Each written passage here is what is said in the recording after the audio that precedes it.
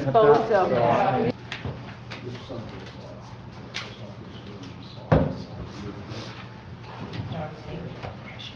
Is it right?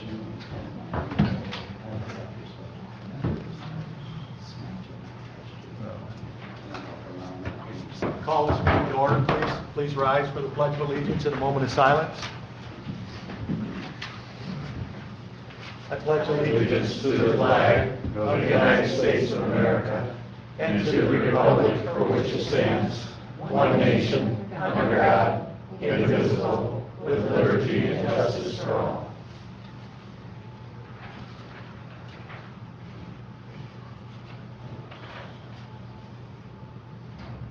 Thank you.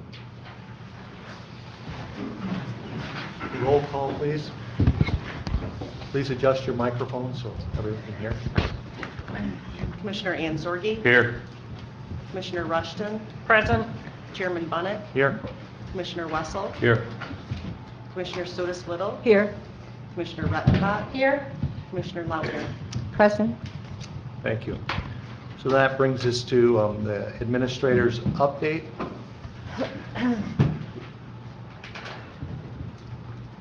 Good morning. Good morning. I had a different photo picked out of the sunset at Hortonetta Road until yesterday when the snow came, so I thought I'd change it. This is my front yard here yesterday morning. So is this the point where I should announce the tickets for the Yes, please. To Phoenix, or you want? Meeting starts tonight. Okay, so, okay, I'll let you announce that part then. So, it's been a busy month, and we'll start off on a very positive note, and we have a bittersweet moment as we're losing one of the people that truly is the heart and soul of the county, and that's our Chief Marine Officer, Charlie Belanger, who's here, and he's only been here 47 years. We're trying to talk him to stay in 3 more years to hit the 50 mark, but I think we're still in negotiations with that. Aren't we here?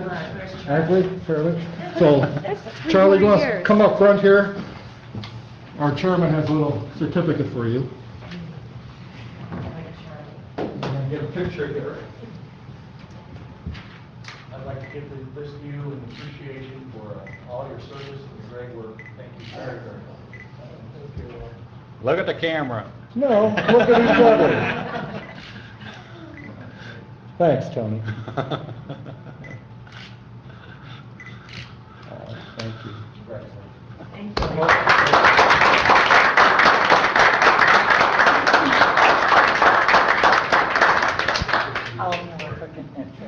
Steve, would you like to say anything? I'd just like to say on behalf of the Sheriff's Office, we're going to really miss Charlie. Thanks for everything. Since I've been here, he's one of the guys that you can always count on. Always took care of everything. He was really quite an asset. We're going to miss him. And there's a reception for Charlie, December 4th. It's a Friday, right? Yeah. First Friday in December, we'll get the notice out. It's here in the lower level. And I asked Charlie if he could spend us some time reviewing each year of his 47 years here with us, so Charlie. Like I can remember back that far. Seriously, when I started working for the county, we had one radio frequency for the entire region up here. So, and when you think of our modern update 911 center, in our center we had 3 red phones.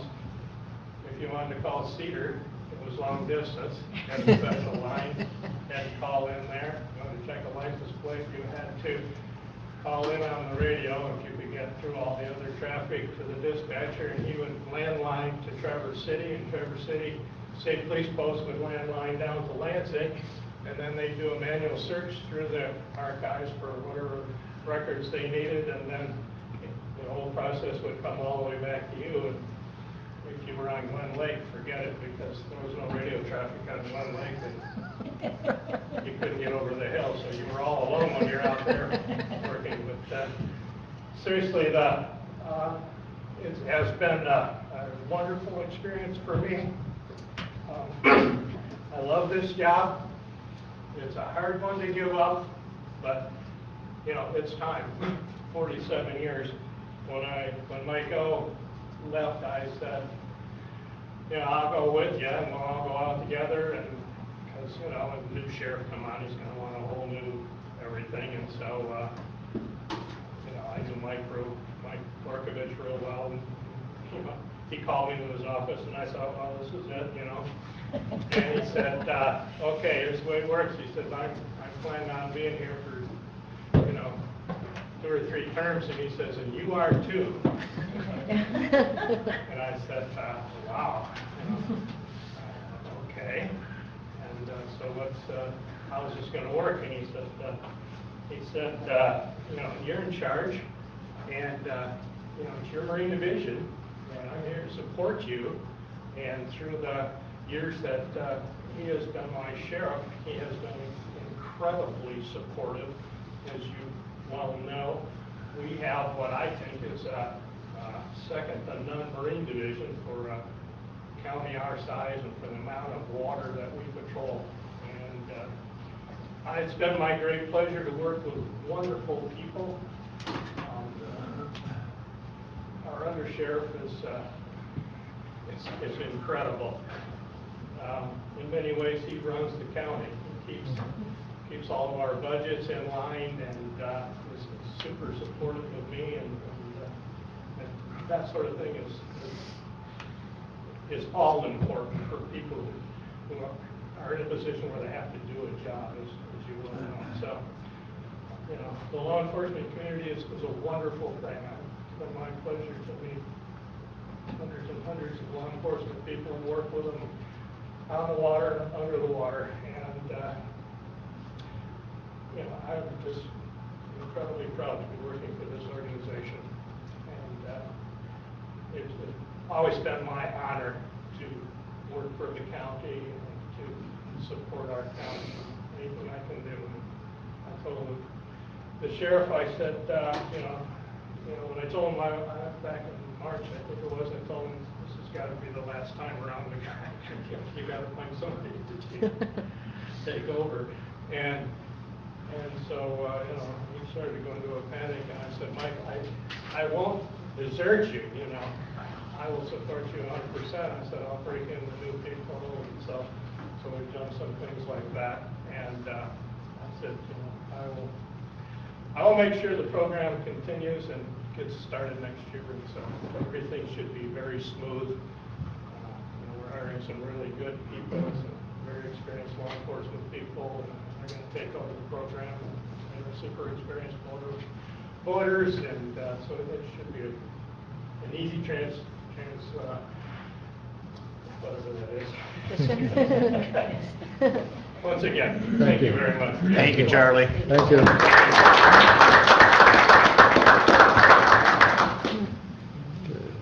Monday was Veterans Day, and we had a very nice turnout, even though the weather was less than ideal.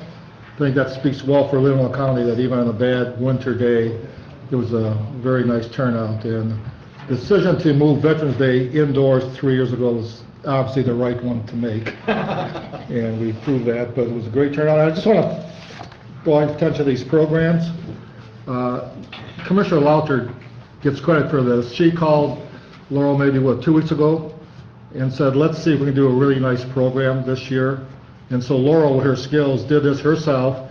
These ended up costing us 6 cents each because we did them all in-house. Laurel did all of the artwork. And if you look in the back, it says sponsored by the Board of Commissioners. So I thought it was well done. And some nice souvenir, has the songs in it, and I think people were grateful for it. So thank you, Commissioner Laughton, for your suggestion. And I Thank think you to we should Laurel. probably do this every year now, yeah. Memorial. Yes, yeah, but it's Thanks, very Nancy. well done. I think people were very glad. And a lot of people asked for copies to take home with them and everything, so it worked out very well. Yeah, thank her for us. Yes, yes. Halloween, we had our 5th annual Halloween party here, and it keeps getting bigger and bigger. And I think it's to a point where I think parents are expecting it, and the staff loves it, and every department chips in, so there's no cost to taxpayers, and it's a great event, and kids love it, and I think Commissioner Lauter gets the prize for the most grandkids here. As you can tell her, she brought her entire family here. and they all were dressed up. And Batwoman was a big hit with her wings. She kept walking around the building there, showing everyone her wings. So a fun event. And you hear some of the staff people, they got dressed up. If you look at the Register of Deeds office here, it took me a while to get it. They are the Spice Girls. It took me a while to figure that out, what they were, but they all different spices on them, so it was a fun event, and I believe April and her staff are down here. You can see them here, dressed up, and the skeletons are the Register of Deeds. You can see the construction code, building safety, and Trudy and her staff were the three blind mice. So it was a fun event, so thanks everyone But for who were participating. the two? Oh, the sisters from the Sisters. Stephen King novel. Forgot what movie, but The Shining. I don't have a picture of it, but they were scary. They were. They were dressed very good. exactly alike as twins, and they were scary. I would not want to see them in a dark alley anywhere somewhere. Yeah. October, we had Substance Abuse Prevention Month, the last series of programs. This was at Suns Bay High School, and Commissioner Rushton did a great job as the Master of Ceremonies. We had a panel discussion there with people with various backgrounds. We had educators, we had state police, the sheriff, we had professionals. We had a dad that spoke about his personal loss of his son through opiates. And we had a series of programs throughout the month at various school districts. So a lot of work went into it. So thank you, Commissioner Rushton and Commissioner Wessel, for your leadership on this program. And we're going to continue to go forward. And I've been talking to Greg McMurrow, and we have some ideas of things we can do to keep the momentum going. Because it's such a horrific event. As you probably saw in the news yesterday, they had to do a lung transplant in Michigan, the first double lung transplant because of vaping. Young high school kid, great shape, athlete, who got caught in the vaping and destroyed his lungs. And we're hearing more and more about that. So we're trying to be proactive versus reactive. And I think Steve Christensen is here. Right, Steve? Present. But they had a great event Friday night at the Leelanau Lodge. It's the Conservation District's 75th anniversary. Once again, a very nice turnout. And 75 years, that's quite the accomplishment. And I think, Steve, would you agree that most people rate you as one of the best conservation districts in the state of Michigan? I've heard that over and over from various speakers. Yeah, it's been quite a run, and Judy Agler's reign, and now Buzz has stepped it up if all possible, maybe another notch. State of Michigan, we're looked at as one of the very top conservation districts in the state. Real proud to be working down there. Many good things happen out of that little tiny office. We have one full-time person there, so we put together a lot of stuff with a lot of dedicated part-timers.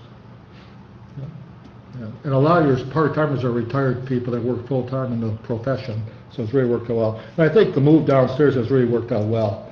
People enjoy the fact they can just come in the building and get it all done here. So I think that was a win-win situation for everybody. It was a very nice event. Melinda, you get in all these pictures. Yeah. Well, Melinda's husband is the chairman of the Conservation District and was the MC for the dinner. Jim's dad served on the board in the 70s, I think. Oh. Bruce Price, I see, served on the board back Yeah. a ways. Yeah, He's but not going to acknowledge it, but congratulations for 75 years. it's a nice dinner. Senior Services, they had a breakfast, I think April's here, and I'm not sure all of you know that April and the staff do these breakfasts at various locations. Yeah, so periodically throughout the year, we'll have a breakfast or a lunch where we invite people to come out and share a meal with friends. It's a great opportunity if we have a number of seniors that don't have family or they maybe have lost a loved one. This is a great way to meet new people and to go to a restaurant and not sit alone. So it's always a great time, and the restaurants do a great job, and they give us a discount a lot of times. So this was the VI we had it. So it was good. We had about 35 people that came. So nice. Yeah. One thing, we're doing actually this morning for our staff at 11 a.m., another one at 1 p.m. is training on how to use the defibrillators. We had 2 incidents this past year where we had to activate them, And we just upgraded. If you look at the ones here, they were installed yesterday because you approved defibrillators for all the patrol cars. They came in, and they did a reorganization, and they put new ones in the buildings here. So Matt Anzorgi and Kelly are doing training for our employees. One at 11, one at 1, so everyone can participate. It takes about 45 minutes, and there's a video. And really, these new ones, it's almost impossible not to do it right. They walk you through it, they talk you through it. They won't activate it unless it's done exactly properly. If it's not on your body properly, it tells you that's not properly. But so I think it's just good that everyone, A, knows where they are and knows how to use them. You just never know when there will be an incident. So we're doing that this morning at 11. HVAC, oh, the picture came up backwards, but Kirsten, I believe, is here. And she'll give us an update on where we are with this project.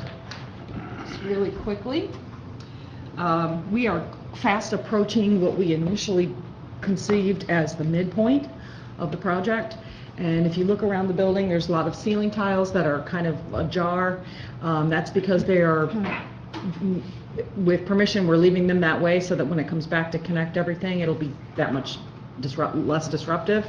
But you'll notice there's some copper piping that's dropped over here in the right corner in front of you there. That will be enclosed with a piece of housing, and that's how the hot water gets down to the units, which will run along the back wall.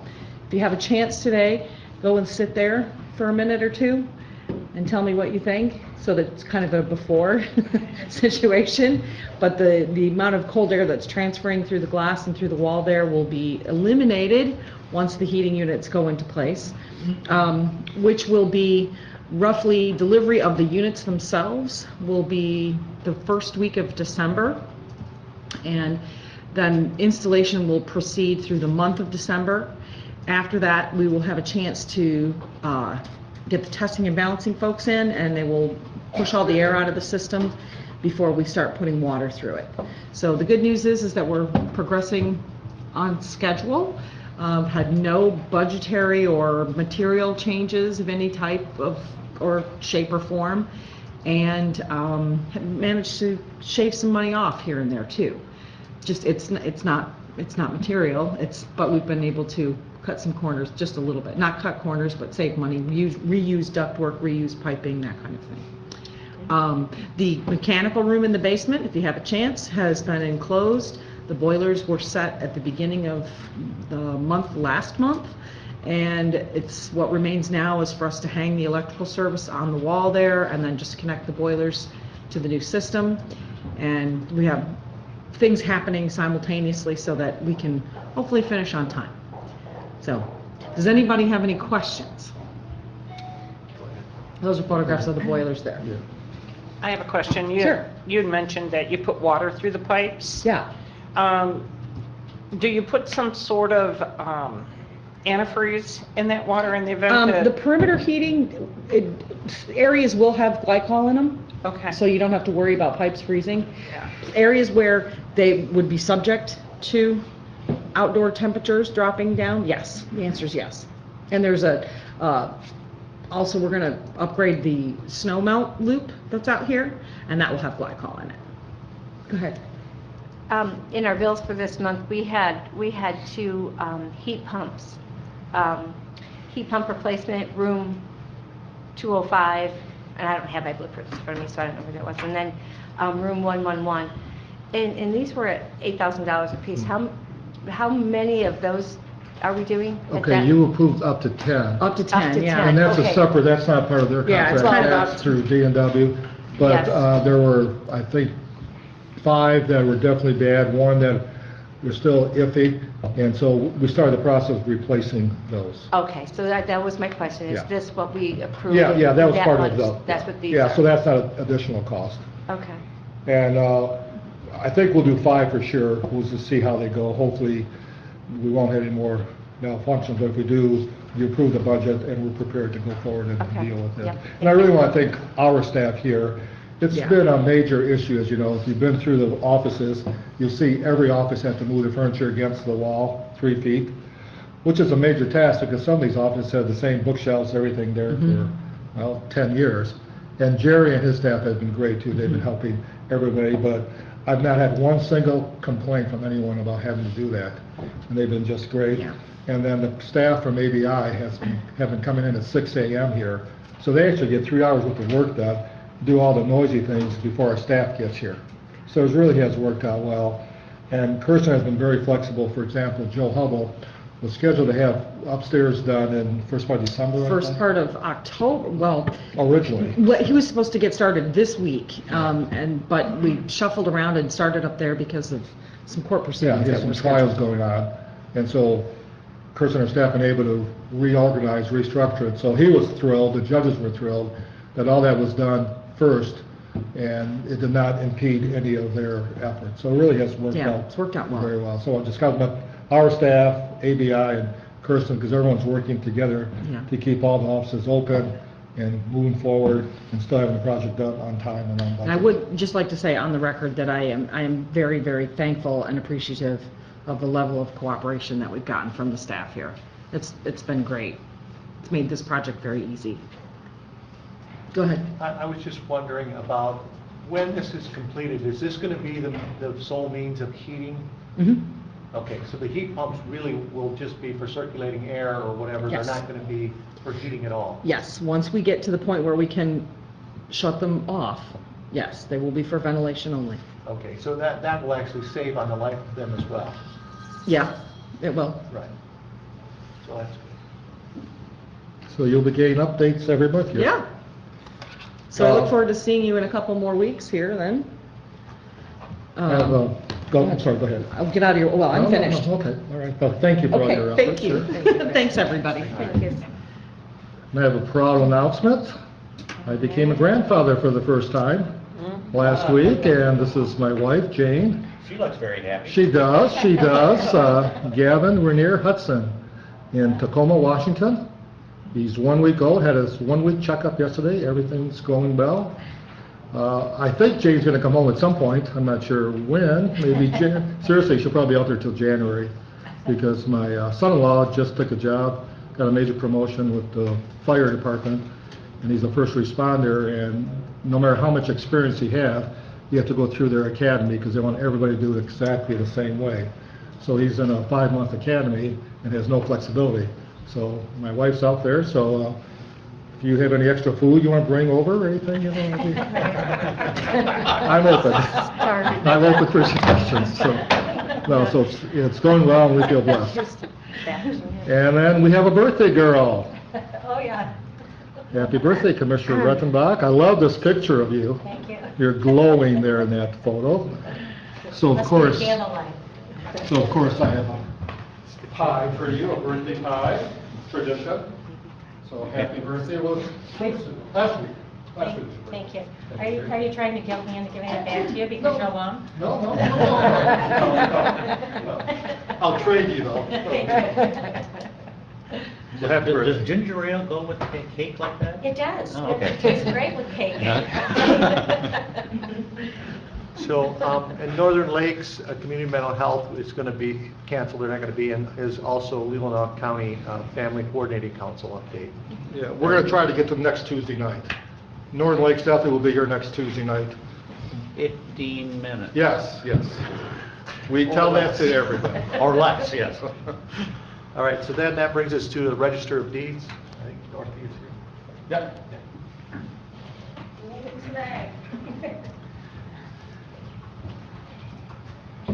Good morning. Morning.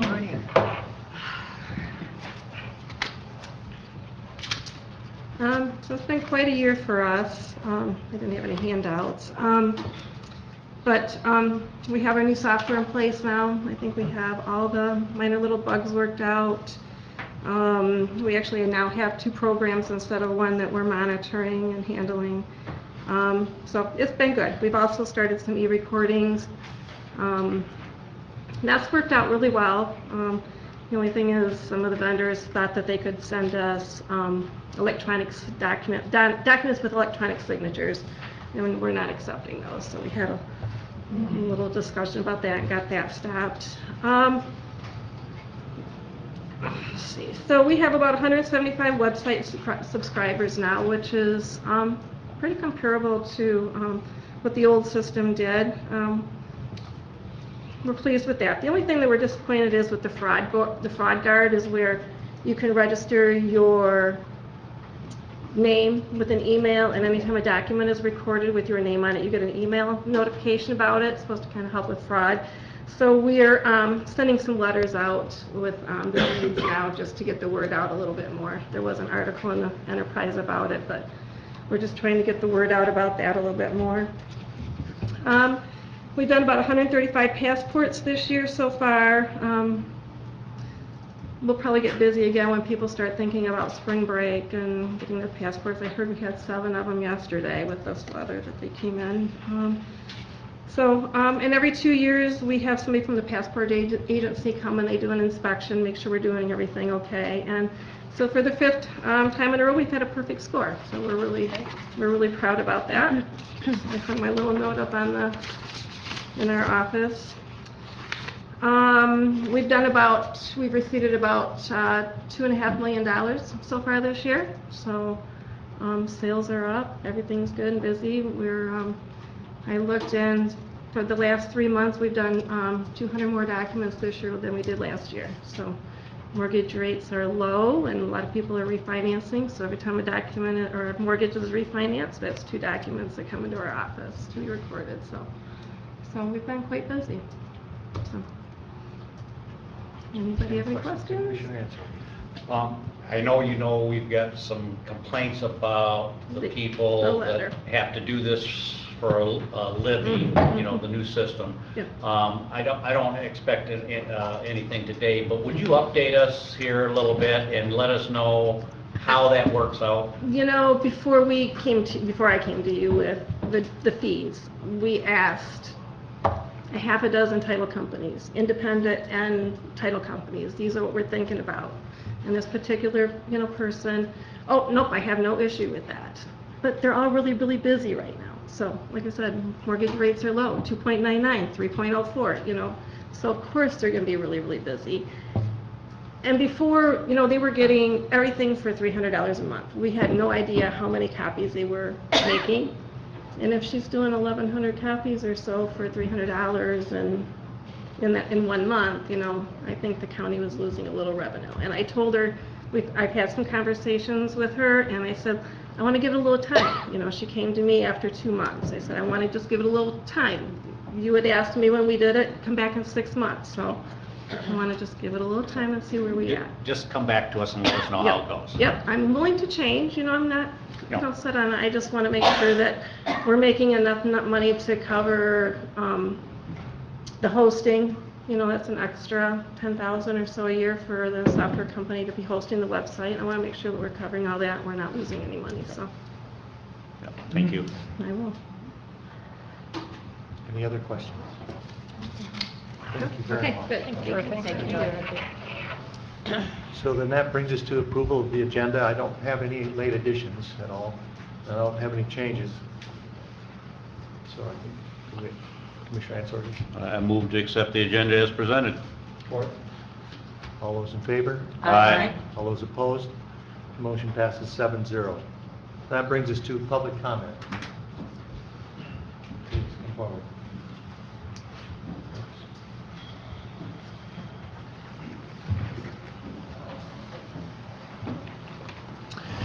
My name is Jim Koberstead. I live on 799 Sunset Shores. What I'm here to do is just try to briefly discuss item 7, I believe, on your agenda, the dam authority and things relating to Lake Leelanau, north and south.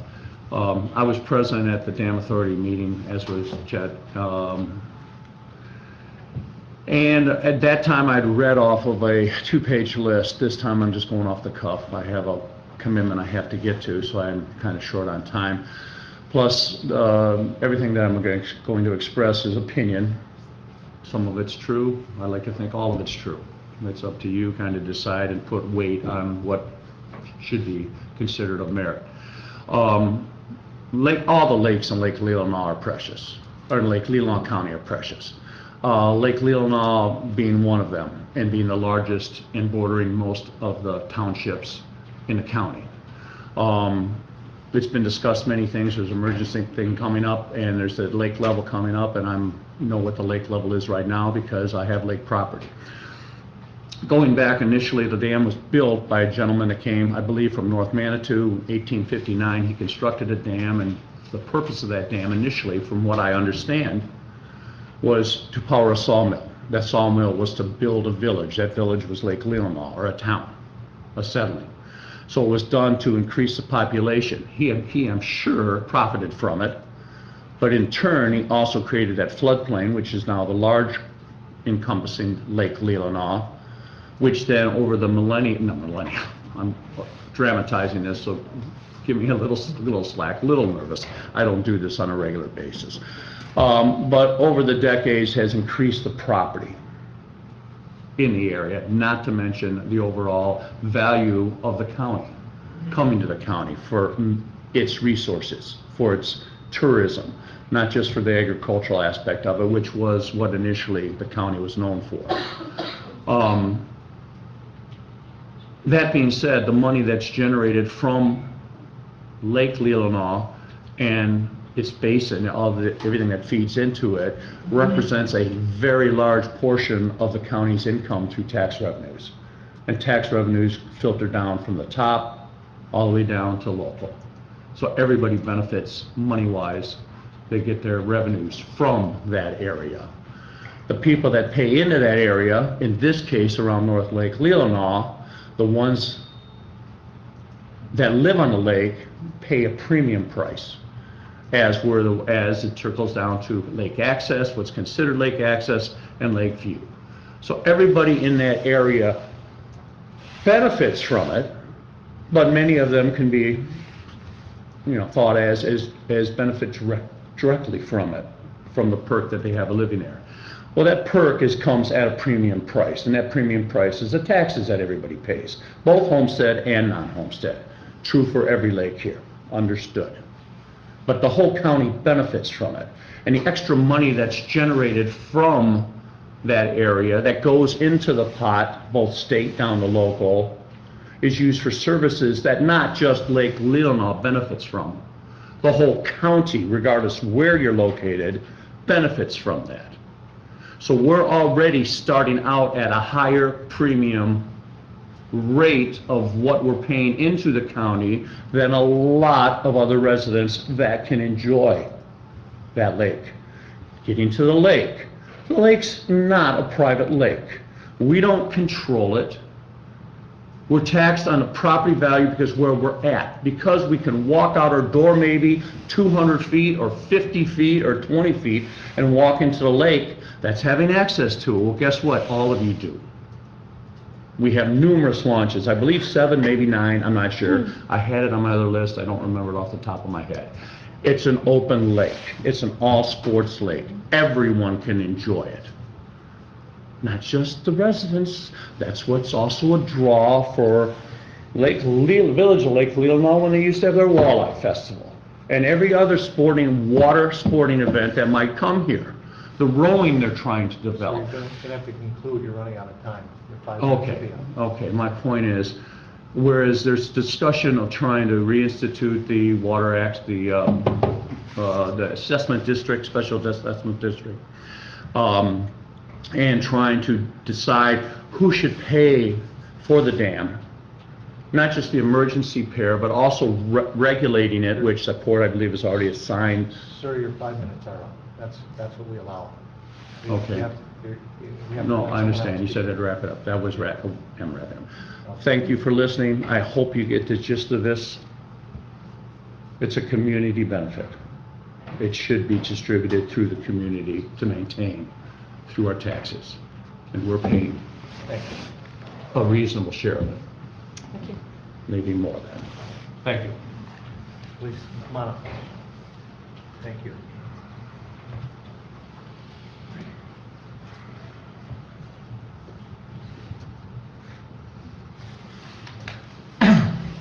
Bruce Price from Lake Leelanau.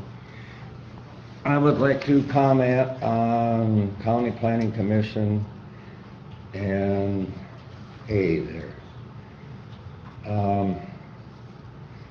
As a property owner, I have some land that I had rezoned commercial just outside of Lake Leelanau. And I always like to go back before I go forward in case I get stuck. So this takes you back. You got to remember when you wanted to move the courthouse. Leland Township was your big nemesis there. So they wanted to control my land at the same time as the courthouse. Of course, I've always said if you can zone out government, you got no government. And what happened to me is I have a state office there now, and I had the state office. But everything was laid out to 150-foot lots on the road. And the state agreed to it and everything, but then the sale was just about ready to be done. But then along comes Leelanau Township, and then you have to go through the county zoning board, which has no power. It's just a waste of time. It was 30 days a waste of time for myself. I needed the money very desperately. I needed that land to be done. So then the state didn't want to build with any controversy, so they were kind of backing out. So then I had to agree to 2-foot lots for 200 foot on the roadway, because we all wonder why we can't get people up here to work for housing, or workforce housing and that, especially in Leland Township. So then we had to go to 200-foot lots, which I did. But in the meantime, I told some people, I says, I lost a lot, a very expensive lot there. That property, as you see what's going on there, is very valuable to me. It's my retirement. The answer I got was, just get over it. That's the kind of people we had on the board in Leland Township. Just get over it if they're controlling you. So I'm saying, and nothing against the county planning. I have no qualms with doing planning, but I have qualms with having a meeting that can put you off your deal in 30 days.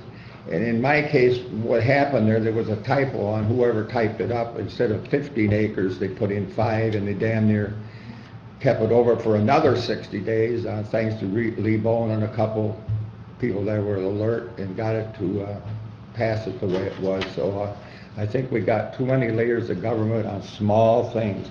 And we get so many of these older people, and I'm one of them now, and I don't get on the boards to delay things, but they got nothing to do. They get there, and then they have a little lot on the lake or someplace, then they want to manage the rest of us from the grave. So I thank you for listening.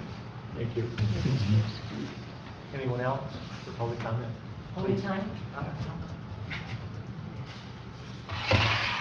Hi, everybody. Happy birthday. I'm Bonnie Gotchel. My husband is next to me, Glenn, and I live on the Narrows at 41 North Twin Pines. The Narrows is one of the most precious areas on North Lake Leelanau and in this county. I want everybody to know that. I don't think there's any other lake here in Michigan like Lake Leelanau. What I just want to bring to everybody's attention, we've been on the lake, my husband and I, got married in '84, we bought the house in '83, so it's been about 36 years we've seen the action on the lake. At the very beginning, oh my gosh, I couldn't hear any traffic on the roads.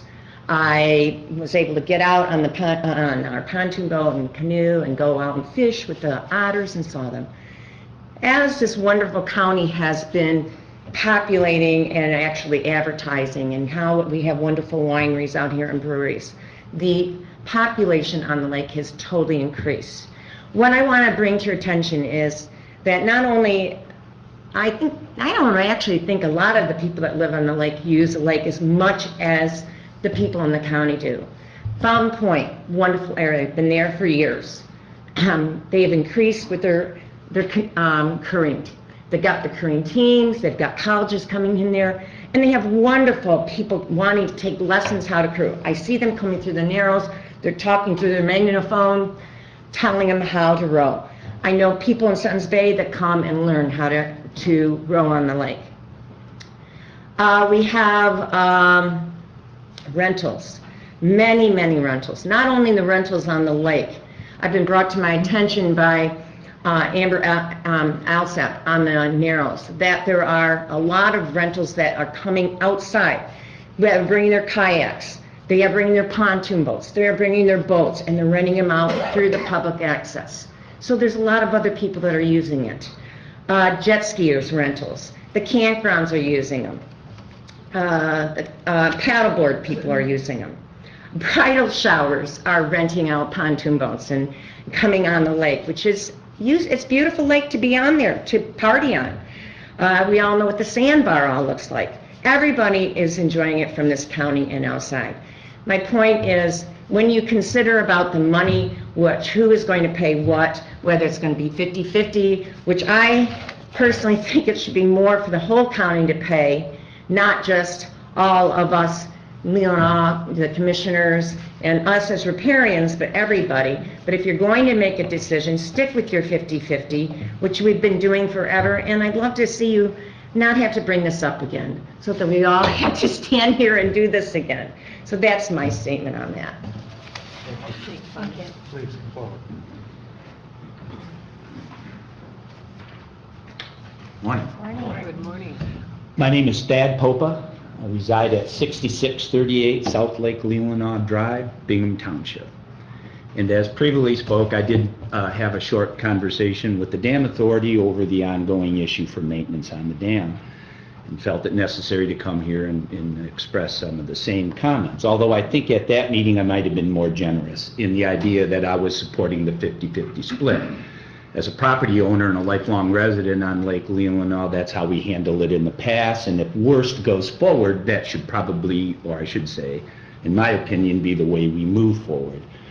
But I'm almost changing to the position that it should be an even split around the county. Clearly, the lake provides benefits to everyone, and it's not just the property owners that benefit from it.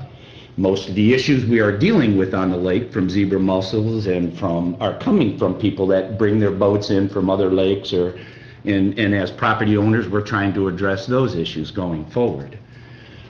So the 50-50 split is a historical, and at worst, I would support that. But in my heart, I believe it's an even share to everyone.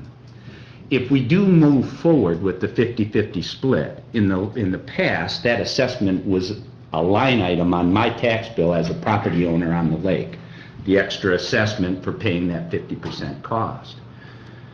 But I believe the other 50% came out of the county coffers as a one-time payment.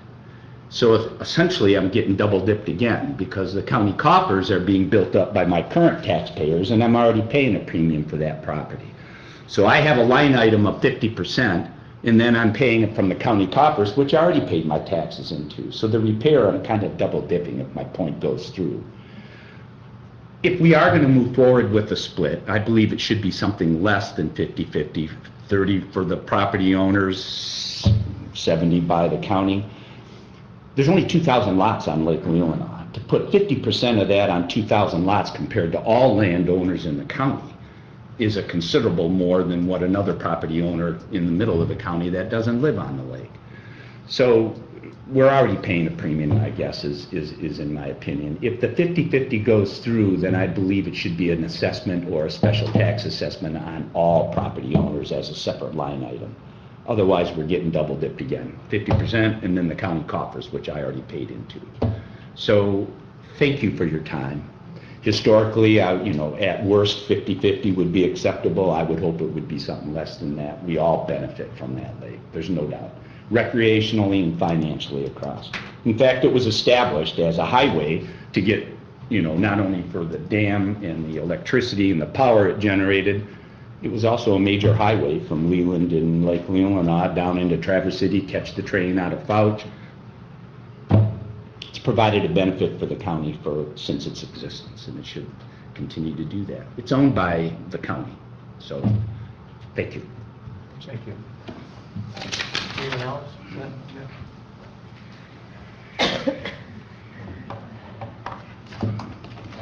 My name is Glenn Gatchell. Bonnie's my wife, as you probably already know now.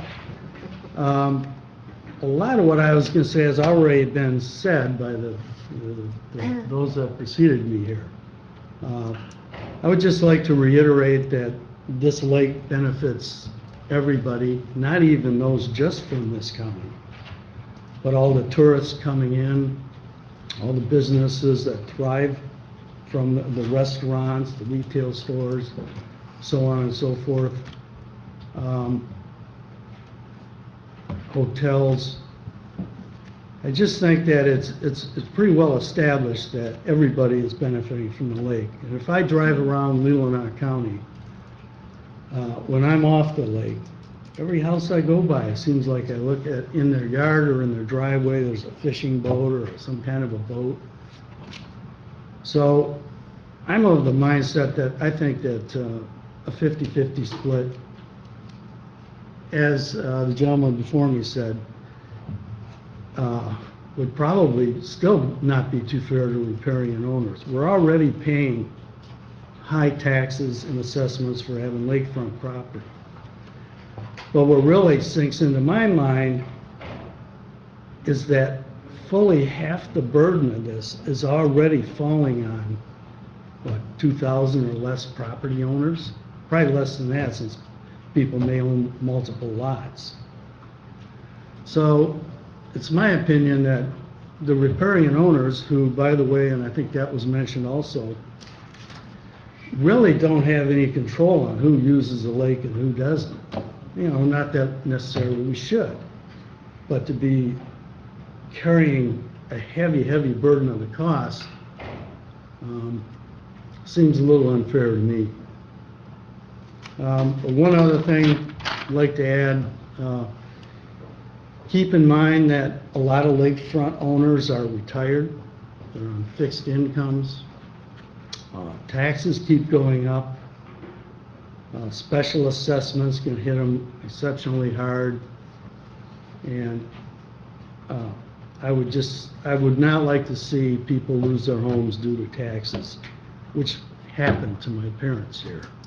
So just keep in mind all the burdens you're putting on who and who gets a disproportionate amount of it. So anyway, thank you for hearing my comment. Thank you. Any other public comment? Seeing none, we'll move on to our action items. And the first item is the Northwestern Regional Airport. Mr. Klein is here. Good morning. Good morning. Back in August of 2014, the Federal Aviation Administration installed a new GPS approach to runway 36. It's on the south end of the airport. It goes across South Airport Road. We were here in 2015 discussing this situation, and we're back here again. At that time, that we looked at the charter communications property that was on South Airport Road. That building was for sale, and through the airport improvement program, we were able to purchase that property. Coming back again because another homeowner in that area, Mr. Humphrey, who's here with me today, has approached the airport to voluntarily sell his property to the airport because of this runway protection zone issue. We ask that when any of those property owners in that area come to us first, as we're trying to acquire that to meet that standard. So Mr. Humphrey came to us, and we went through the appraisal processes, review of engineering and consulting firms, title reports, conducted phase 1 environmental studies to review the property to make sure it's in good shape and everything has come back great. We have a good faith offer of $200,061.50. With all the engineering, review, title work, etc., we estimate about $30,000, and then for demolition of the house to be approximately $40,000. This will be all paid for again through the airport improvement program, which is a 90% federal program, 5% state, and then 5% through airport funds. No local taxpayer dollars we used to purchase this home. It brings us in compliance with the standards, and I respectfully request, as part of our 2-county ownership, that part of the requirement is we have to come back for any land purchases to both counties. Commissioner Rushton. I would move to recommend to the board to approve by resolution the acquisition of land as presented, located at 718 Dual Road, in compliance with the FAA's approach standards required with the recently installed GPS approach for improved safety of aircraft landing on runway 1836. A second. Any questions? Commissioner Ansel. This will move us closer to compliance. Correct. Is there a timeline, or is there any drop dead dates or anything like that, or just we work towards that? Right now, we're being instructed by the FAA to work towards that. Okay, thank you. The next gen approaches, requirements for aircraft operators is to have this equipment on board in the early 2020s to 2025. So I would think in the next 5 years, there'll be some other incentives to push us along to get these done. But I just point out that this is happening across the country at all airports that are receiving these approaches. So the equipment is not in the planes right now that this system uses? And they're in some, they're not in all. Correct. Yep. Okay. Any other questions? Okay, we'll just have a voice vote here, but Tuesday will have to be a roll call because it's a resolution. All those in favor? Aye. All those opposed? Motion passes 7-0. Thank you very much. Thank you very much. So then that will bring us to the Sheriff's Office and renewal of the boarding agreement, Humane Society. Good morning.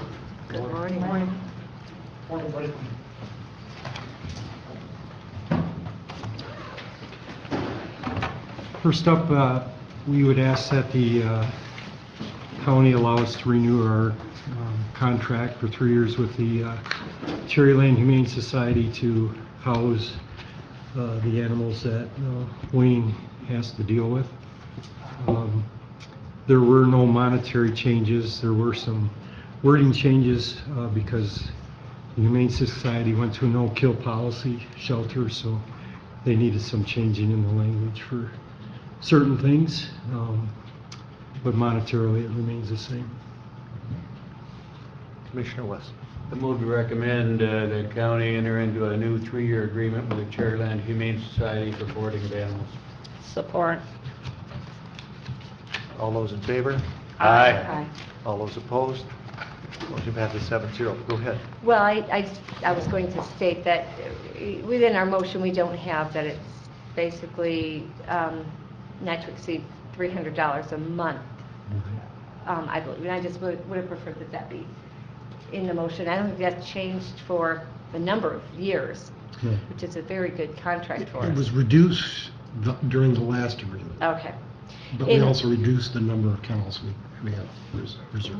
Well, because that brought me to my question is, and we spoke about this once before, but every day on social media, you will see found dog, and everybody gets on board, and pretty soon, dog's found its home. So I know that that's taking a lot of the stress off of you, having to come pick up that stray dog, take it down there, wait for its owner to be found or not found. So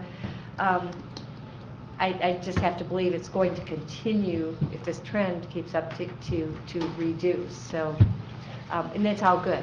I'm really happy with that, but I know it's down some, and that's a start. So, but it's still a good contract for us. A lot cheaper than us having our own, for sure. Commissioner Sutis-Little. Two things. One, I want to compliment you. I've been in the vet clinic when you've popped by, and I know the length to which you go to try to find the owners and care for the animals. And thank you for putting in the no-kill provisions. I think that's an important step forward. Would you like to see that on the, on the motion when we go? For Tuesday night, we could Yeah, add the if cost we of the could contract. make a That's note of just- that, Allison, that would be good, and I think that's a good suggestion. Thanks. Any statements or anything? No? Okay. We're all good with it? So that's passed, so we'll move on to the next item. Thank you. Thank you. Take care. Thank See you very folks. much. Have a nice day. You too.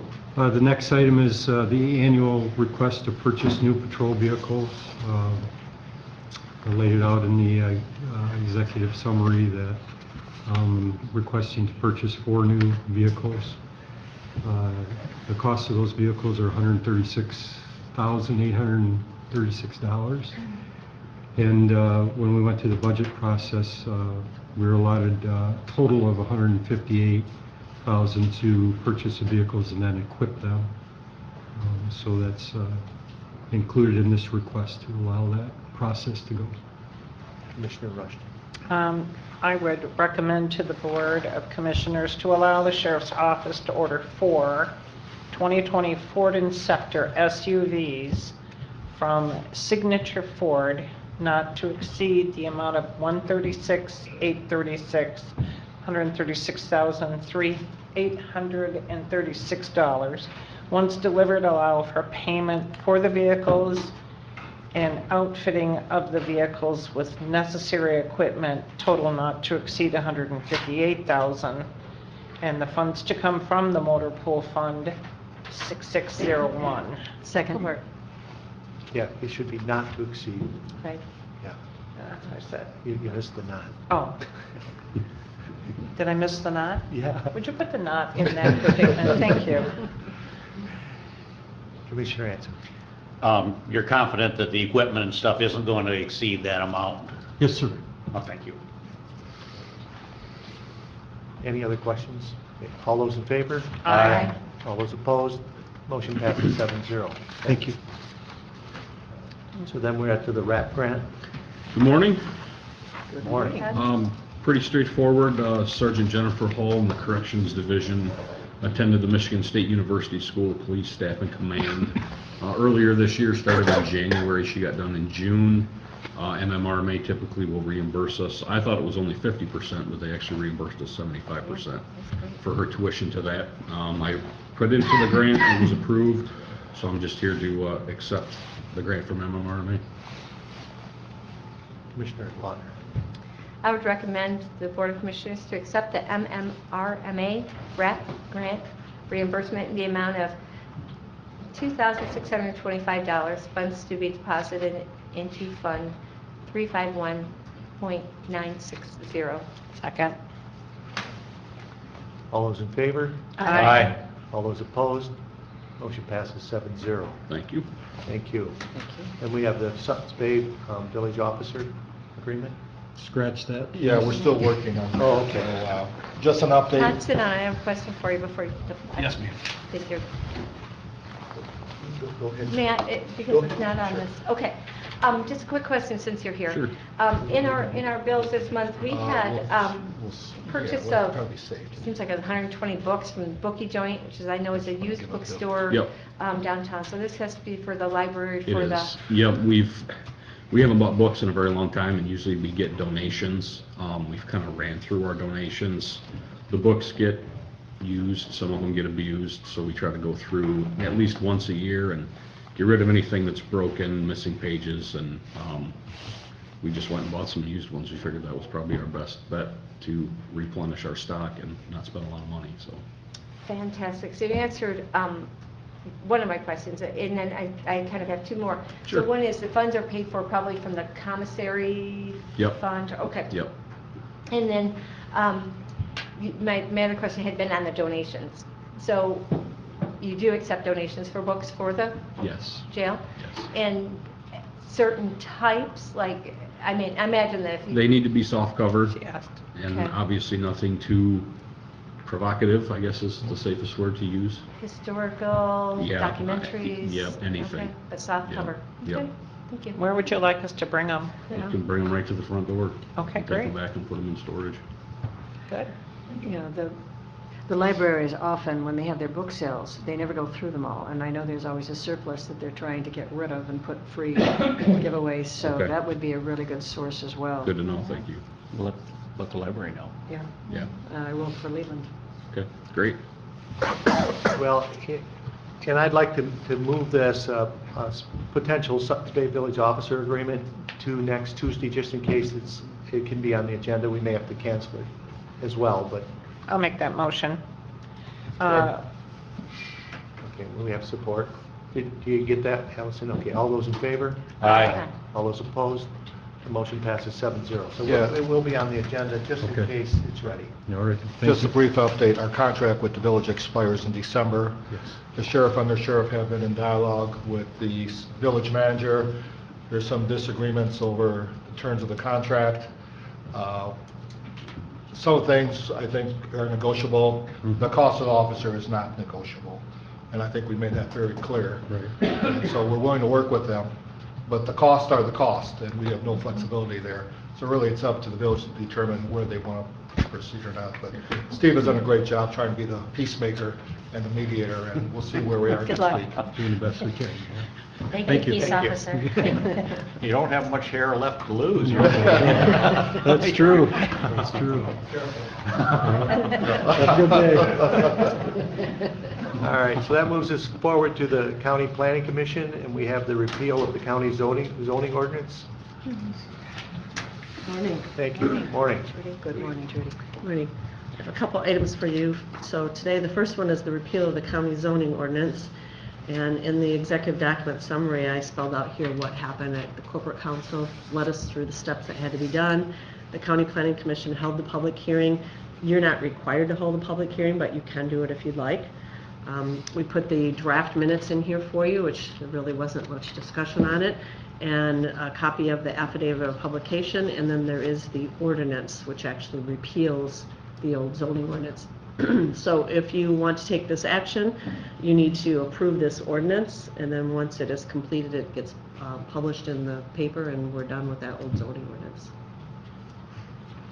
Any questions for Commissioner Lautner? No, I would make a motion to approve ordinance number 19. Yeah, we don't have the number We yet. don't I have the asked year? Michelle what, you'll have that number for next week. All right. An ordinance to repeal the Leelanau County zoning ordinance as amended. Support. So, go ahead. Yes, Commissioner Lautner, you got Quick first. question.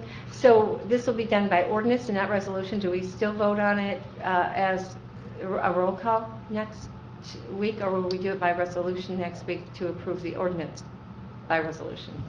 That I don't know. I guess I Okay. would double check that with All right. Michelle. I can get that answer for you. Okay. Commissioner Sudas. It's just a question, Trudy, and that the gentleman that was speaking in public comment mentioned, well, Bruce Price mentioned that it's been a kind of pro forma. There's no real authority with the appeal, but there is a role that has been performed from time to time. My question is what is the impact, if any, of repealing this? Will it affect the county's functioning in this capacity in any way? No, it's an old zoning ordinance that we held out there in case any of the townships had an issue with their ordinance through a court case, through a lawsuit, that they would have something to fall back on. But it hasn't been touched in years, and it's just no longer valid. You do so much work to bring it up to date, it's not worth it. Makes sense. Thank you. Commissioner Ansari. We're predicating this because all the townships have zoning ordinances that are in effect. In the event that a township chooses to repeal their zoning, will we be forced to then reinstate a countywide ordinance? We wouldn't be forced to do it. They would have to request it to come under county zoning, and we'd have to discuss that and see if that's something that you want to do. Okay, so it's not a requirement that we have it, that the county isn't forced to have a county zoning ordinance only because the townships, we're just not required to do it at all. That's correct. There are a few areas left in the state where there is no zoning at all.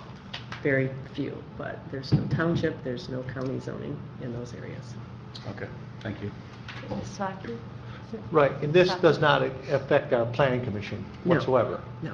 And what in the public comment, they talked about they had the 30 days, but that's not, we don't require that. That's just they have that time if they want the opinion of the county. We have 30 days to give an opinion on it, right? Or do they have to send it? Does a township have to send it to the county? Yes, that They won't have to. change. That won't change. Okay, Those so there's- text amendments, those master plans, that still has to come to the county, and the county planning commission has the 30-day review period. Okay. But what if they don't send it to the county? They just... If they don't send it to the General county, or they act on it before the 30 days is up, it's not valid. They Okay. have to let that 30-day time expire, and they have to send it to the county. That's one of the steps to follow. Okay. So this action here, we're just removing an old document. And it has nothing We're to do with cleaning the up our planning books. commission? No. Okay. Commissioner Laundrie, do you have any? One more, just for, Go ahead. if we take no action, then no action is no public hearing. So we don't need to include that in, you know, in our motion or anything else, do we? To not have a public hearing at this level? You're not required to. That was something Right. our attorney said. The So if we planning take- commission was required to do the So, public but if hearing. we take no action, that's action, correct? We don't need to make a motion to not have a public hearing? Right. Okay, So the motion is to, just repeal it. yes, to repeal it. And All I'll- those, what's oh, that? I was just going to say, I'll double check to see if you need to just approve it, this, or if you need a resolution to approve Yep. this. I'll get that information for you. That'd be good. Everyone understand? Okay, all those in favor? Aye. All those opposed? And so the motion passes 7-0. Probably next week we'll do it as a roll call anyway. I think we should, just for the ordinance. Might as well. Yeah. Okay, so then that brings us to a resolution for a county general plan.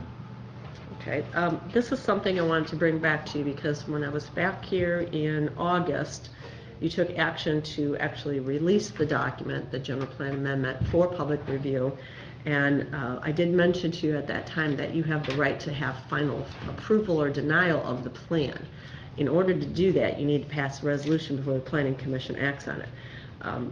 I did not draft a resolution for you yet because I didn't know if you wanted that action or not. In the past, what you have done is basically acknowledged the plan or accepted the plan, and then it was sent out for distribution.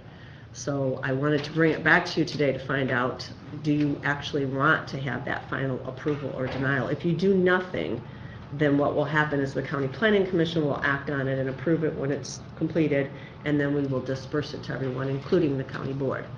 If you want to have final approval or denial, I will get you a resolution for next week, and then you need to pass that, and then after the Planning Commission acts on it, we would then bring it to you at a public meeting again. Commissioner Wessel. Yes, I believe the plan is a very important document, and I would prefer that that plan be submitted to the commission, and we review it, and we endorse it or approve it, and not just accept it. Commissioner Laundrie.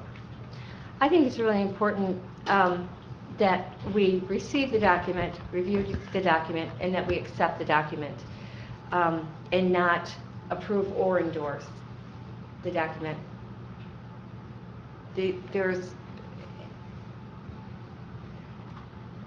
There's a lot of just information in there that we're going to agree on or disagree on, and it's only a guide, and that's all it is at our level, is just a guide. So for us to endorse a guide, I think could really place us into some potentially sticky situations in the future. By accepting the plan, it says what it is. We've accepted it, we've accepted the work of the Planning Commission, and we leave it there. Commissioner Ansel. What have we done in the past? The very first time this general plan was done, you approved it. And since then, you've used words like accepted or acknowledged. Or placed on file. Yeah, you haven't passed any motions or resolutions that you adopted it after the Planning Commission did. When was the last time it was updated? 2012. And we started the 5-year review period within that 5-year time period. Commissioner Susan. I agree with Commissioner Wessel in the sense that this is an important document, and I know we haven't approved it in the past, and I've often wondered why. Why do we have a document representing the county and planning, and this board has never weighed in on adopting or rejecting it? So I feel it would be important to begin to do that and to make that a part of our responsibility, because I think it is, and to acknowledge the work that went into it and ask questions if we have questions. So I would say I would like to acknowledge it too, but to accept it creates problems, I believe, because I remember the first one had a swimming pool in it. I was just gonna say. And then people came to the county and said, That was the Parks and Rec plan. was that the Park and Rec? Well, so it was the Park and Recs, but okay, that had, and so then the people came and said, we need to do this. Because it's in the general plan, in the, you know, for the Park and Rec, we have to do it. And that's what happens I believe, with this plan, is that where there's things in it, there's buildings in it, they may talk about broadband or something, and because it's there, they say we have to do it, we have to make it a priority. And so acknowledging it does not commit us to doing it, but when we accept it and make it part of our plan, then it puts us in a predicament where we have to, people believe we have to start doing it. And that's the problem, what I see with accepting it and making it part of our general plan. Mr. Lund. Yeah, thank you. That's exactly right, and that's what I was going to say, because the swimming pool was one example, and I can't remember others that, that's exactly what happened. You know, it's in here, we have to do it. I think that if we didn't have township zoning, it would be crucial. But since we have township zoning, this is just a guide, and it's not all-inclusive. So there are not things in there that people want. So if we were to just approve it as it is, well then it could be used the other way and says, well, we're not going down that road because it's not in the plan, and you approved the plan, or you endorsed it. So it goes both ways. I just believe it's much better for us to accept it. We always acknowledge the work of the Planning Commission and all the time they put into it, and the work of the Planning Department, and it has just worked out very well. So, you know, if nobody has, it's a shame we've gotten this many years down the road and nobody's asked that question before, but I think that that's where we are, and if it's worked very well, there's no reason to disturb that apple cart. Commissioner West. Yeah, approving a general plan doesn't commit us to action. It commits us to a vision and a plan. And I think we owe it to the Planning Commission to review their plan, to have discussion of their plan, and if we like what's in the plan, to approve it. And if we don't like what's in the plan, then let's not approve it and ask the Planning Commission to revise the plan. But I feel strongly that if the plan means anything, the Board of Commissioners should approve of it and move forward as a plan, not a commitment to do anything. It's a commitment to a plan that we will continue to look at. There are things in our past plan that we've never reviewed, and yet it was there that we had a commitment to it, or a vision for it. So I think we owe it to our Planning Commission and our community to say, this is a plan that the County Commission has reviewed. We're committed to continuing to study this vision and plan, and we will do it on a piece-by-piece basis if we are committing to any action. We're committing to a plan, a vision, a goal, and that's important, I think, for the County Commission to do. Commissioner Rushton. I find it interesting that all of a sudden now we're changing our patterns for, I'm just wondering why these reasons didn't come up, you know, before this. I thank you for the work that you've done on this, Trudy, you and your group. We do appreciate all your efforts in regards to this. I, for one, have not read the whole document, and I'm sure my fellow commissioners have not read the whole document. I think it's perfectly appropriate for this board to accept the work that's been done, and by accepting it, we do not put any false notions out there that we are now then required to perform every little nuance in that plan. It gives us a little flexibility. So I would support accepting, as we have done historically with this planning process.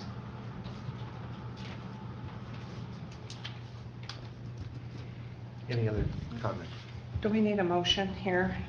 Well, Do we need a motion for this to move it forward? I would say you need a motion if you're going to do a resolution that you want final action on. If you don't do anything, I would just let the Planning Commission know Yeah. They're not Okay. taking final action on it. I would move that we take no action. Recommend to the board that we take no action on this issue. Do we need to move it forward to next week? Well, Or no? if you take no action, it will not be on the agenda next week. So you really Okay. don't need a motion if you just do not pass a resolution Okay. or a motion today. Well, it will not actually, go I am forward. making the Yeah, so motion to just so you take know. no action. Okay, support. If you do that, then it'll be moved forward to next Yeah. week.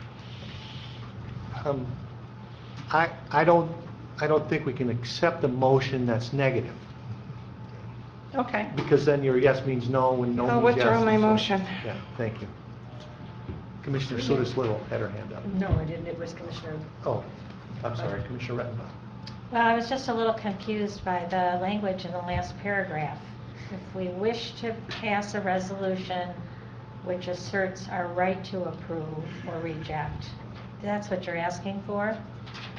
Yes, that you would So have then, final then approval on af- it. then after that's presented to us, then we have the opportunity to say yes or no. Right. And then it goes back to the planning commission for their final approval. Is that right? No, if you pass a resolution that says you want final action on it to either approve or deny it, once the planning commission is done, I would bring it back to you, and you either approve it or you deny it and send it back for more work. If you don't do anything with a resolution, the planning commission is going to take their final action, and we're going to disperse the plan. Commissioner West. I move to recommend to the Board of Commissioners that we review and take action on the general plan. Second. Any other comments? Okay, all those in favor? Aye. All those opposed? Aye. Roll call vote, please. Oh, it's not hard. There's a line right here.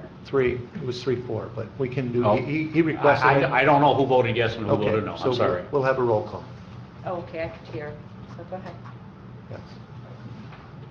Sorry.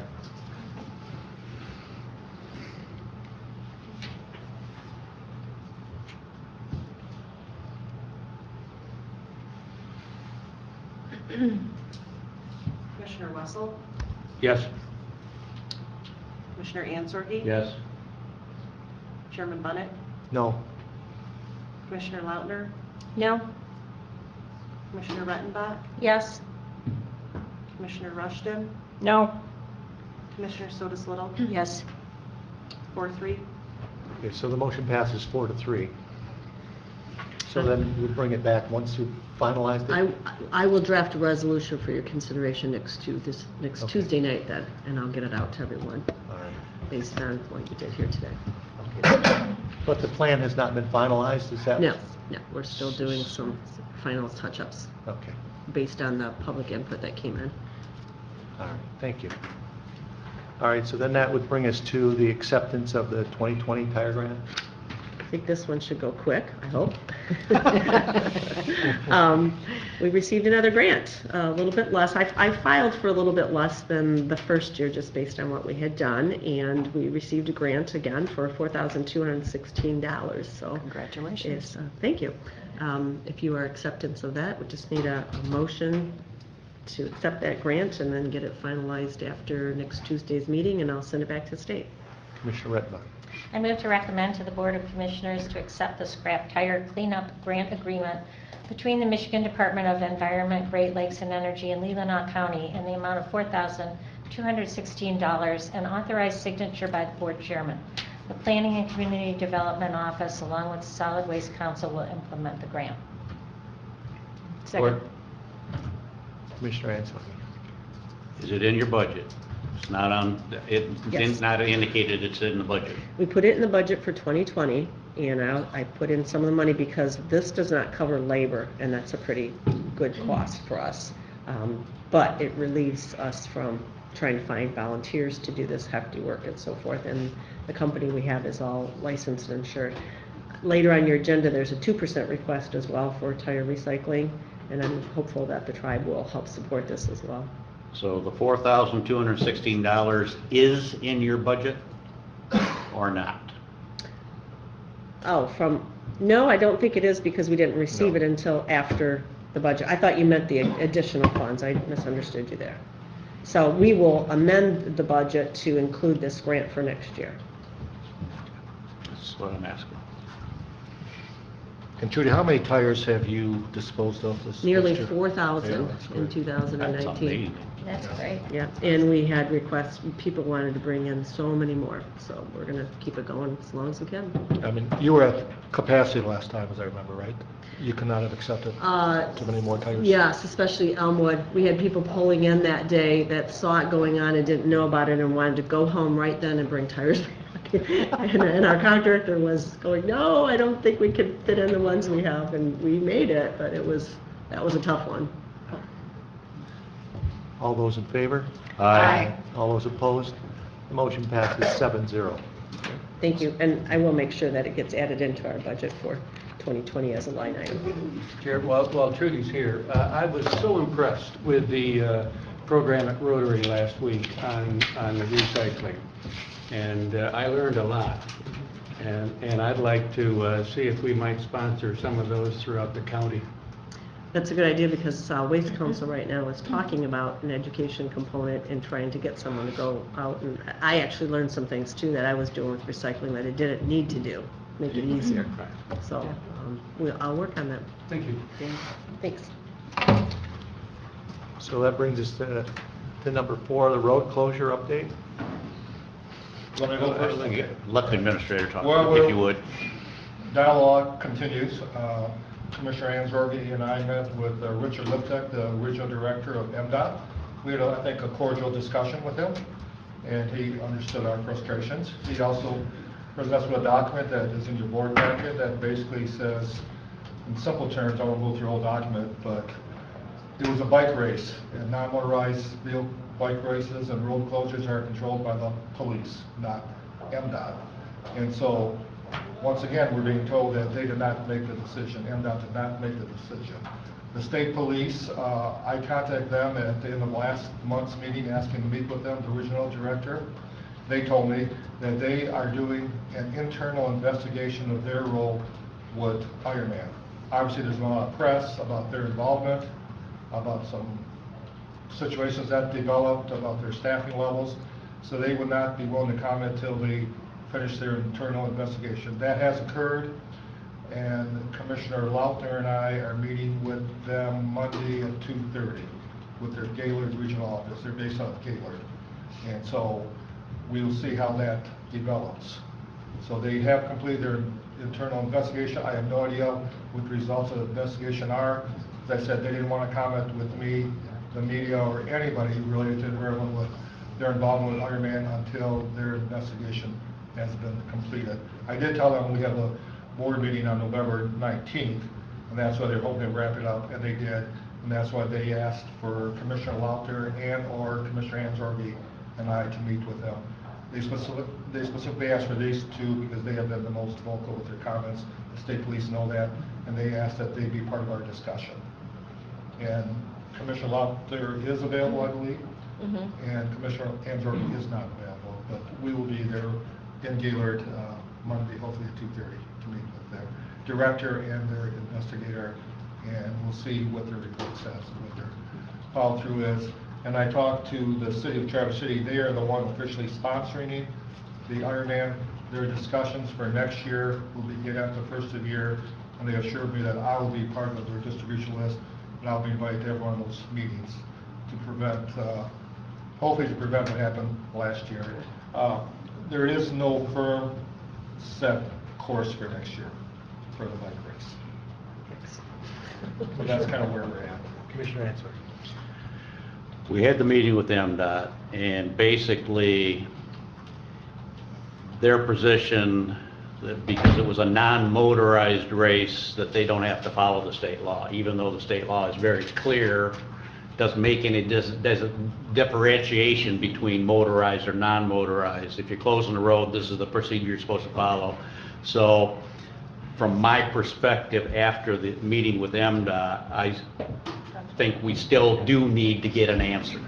But I'm going to suggest that we move this forward to next Tuesday's meeting, and hopefully we will have some more feedback from the state police perspective, and we can make a decision on Tuesday night. But I would like to, I'm going to move that we move this forward to next Tuesday night. Second. Any other comments? Go ahead. I just wanted to point out in the resolution, did you write the resolution, Tony? That was done by the attorney. Well, don't they have our state legislators wrong? We made It's a been change in corrected. that. Yeah, there are a couple other changes. Okay, well, it's Commissioner not- Anzorgi has a revised version that we're doing. We'll have it correct next week. Yeah. They did send out just, I think, either yesterday morning or a revised, Okay. putting Jack O'Malley and Kurt Vanderwall. Yeah, but we're still working on some other potential changes. And once again, we want to wait till our meeting with state police to hopefully clarify some things. Commissioner Lund. Well, it looked like the revised resolution pulled out any reference to emergency vehicles. From what I've been told, I've scanned it 3 times, and there's no reference to an ambulance not being allowed to cross the highway during the race. You are correct. And there's I've no read it reference to twice and I haven't Northlight done so. not being allowed to cross the highway to get to the ambulance. And we had just County Road 667 too, and there was a portion of County Road 651 that was also closed, but maybe it's enough to just have, if we're going to name one road, I guess and I don't know if there were others. I know 667, and I know that you couldn't use 651, but... I think the reason for that, as I remember, 677. 77 was on the original route list, but what the road commission told me that they closed other roads that they were not aware of, that were not part of the plan. So I think that's the reason why only that one road was listed. Because it was on the route itself. Yes. The other roads were closed to prevent crisscross traffic, so we're not a part of the official route. And I believe that's why only that one road Okay, is listed. okay. But I think the contents, the meaning's the same, but there has to be a process. So I think the best idea, this will be revised. Commissioner Anzorgi has a different resolution that Mr. Cole is working on, trying to get back and forth. So if you move it forward, you will get a clean final copy of a resolution probably by Friday. Mr. Cole was unavailable yesterday because Commissioner Anzorgi noticed some changes there and had some questions, but I just could not get to him yesterday. Any other questions? So this is just to move it forward to next week. All those in favor? Aye. All those opposed? Motion passes 7-0.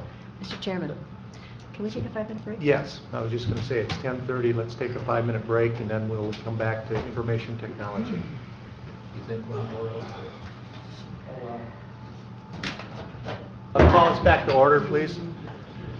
The first item 5A, is the Caliber Public Safety Software. This is a renewal, as well as the Quest for Rapid Recovery. Ron's not here, so we could just move this forward, and he could, if we need a discussion, he could discuss it on Tuesday. But they're just both renewals of contracts we have. So moved. Support. So this is to move this all forward to next Tuesday. Both of them. Both Both. IT items. Yes. All those in favor? Aye. All those opposed? Motion passes 7-0. So then that brings us to the senior services contract. We have a young lady here to help us out with this.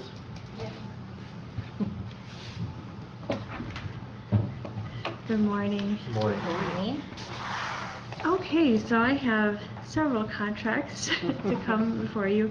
And so Chet worked with me and for the renewal terms of these contracts, and so I'm presenting them to you for approval. So we're going to start with Flowers Help Services. That we contract with them to provide medication management services for seniors and that require that in-home service. So the rate I'm proposing is $68.89. This is a competitive rate with an increase of 3% each year, and the contract would be for 3 years, beginning January of 2020 and going through December 31st of 2022. Commissioner Anzorgi. And what is the dollar amount? What do you mean? I have the budgeted amount of $75. I see the budgeted amount. So the contract. How much are we approving? So for this contract? Okay, so that is a good question, because I budgeted $75,000 for medication management services. I have three vendors that provide that service, so I do not have an up-to value. $75,000 would be an up-to value, but that really doesn't apply for just this vendor. So I did not put that on there.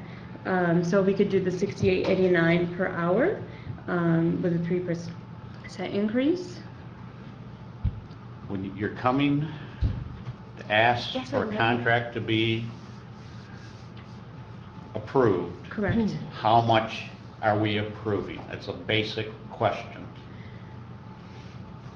I understand that. So I have budgeted $75,000. I I'm not understand. gonna put a specific value amount on, this vendor can only do this much, this vendor can only do this much. It does not work that way, to have a specific amount when I'm looking at three vendors for a budgeted line item. How do we know we're not approving money that goes over your budgeted amount? How do we know that? I work with the county department. No, I can tell you that. So I work closely with the county office, who we track that amount and that line item. And I know that she has mentioned that she has something on there that if we were to go over that line item, then she's alerted to that. I'm struggling with this. Okay. Commissioner Watts? I recommend to the Board of Commissioners to waive the policy on bid requirements to approve the Leelanau County Senior Services to renew a contract with Flowers Health Services LLC to provide Medicaid management at the rate of $68.89 per hour with a 3% increase each year beginning January 1, 2020 through December 31, 2022, pending corporate council review and approval. Support. Let me try to explain, and I Okay. think this may answer it. Okay. Whatever account, there's a line item, the accounting office does not let anyone go over that amount. April has budgeted $75,000, there's three vendors that work, because not all of them can provide service at the same time to the same clients. It really depends how many clients there are, which of the three vendors provide the services, but at no means can it go above that $75,000 unless the board adopts a budget modification. So I think that gives you the check and balance in place. It's a per hour per fee, so it's not a straight amount per year that she's guaranteed this much. Correct. You will spend up to 75,000, it could be less, depending Right. on how many For those clients. for that program. Up to 75,000 between those three vendors. Correct. But you can't say how much will go to each one of those vendors. I cannot. Does that help? It does.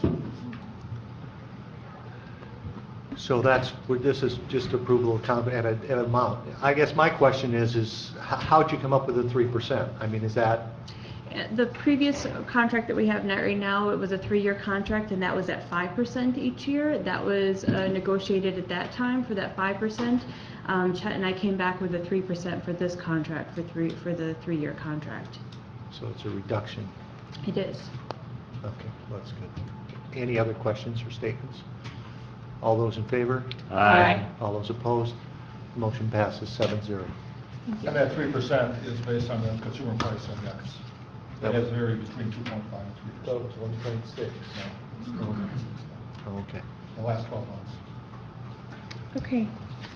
The next contract I bring before you is for Leelanau County Family Coordinating Council. This is money that goes to $2,000 that goes towards the laundry project and assisting seniors in doing their laundry at the laundromat.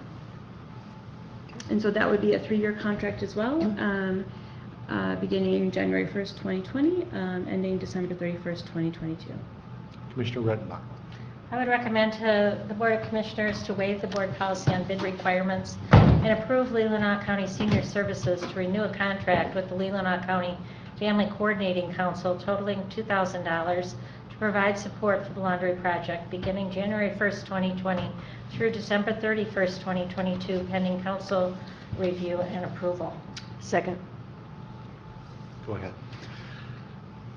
Does the Leelanau County or Family Coordinating Council, I know they contract with the Suttons Bay laundromat. Correct. Is there anybody else?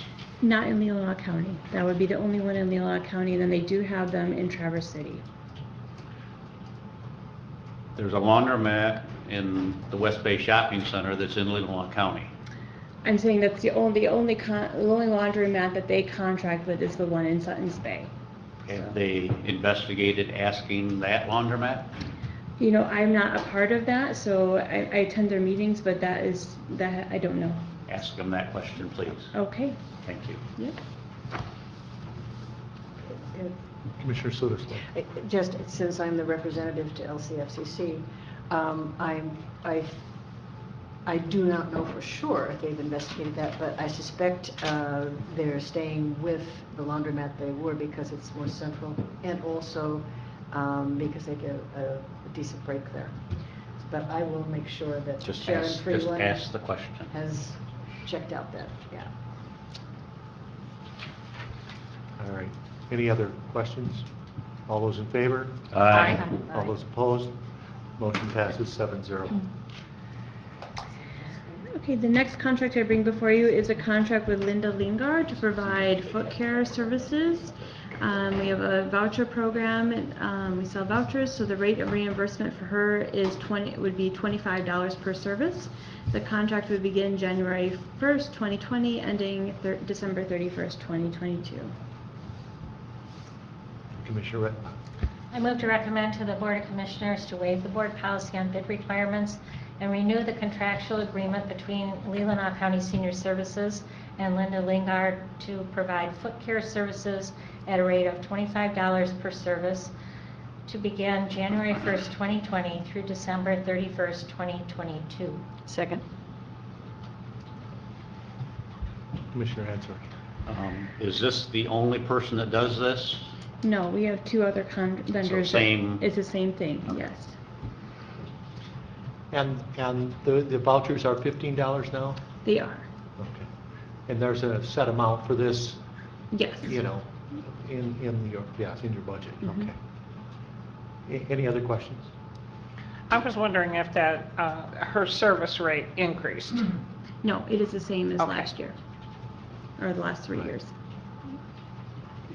It was $20 2 years ago or 3 years ago. They changed it to 25. 25. Correct. Anything else?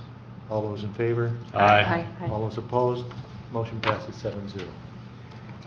Okay, the next contract being before you is with Munson Home Services to provide in-home services. So they currently provide for us personal care, respite care, medication management, homemaking services, and foot care services, as well as transportation when we have somebody that needs that as well. So the contract would be for beginning January 1st, 2020, ending December 31st, 2022. The rates are listed in the EDS, and I'm proposing a 3% increase each year. Commissioner Lauder.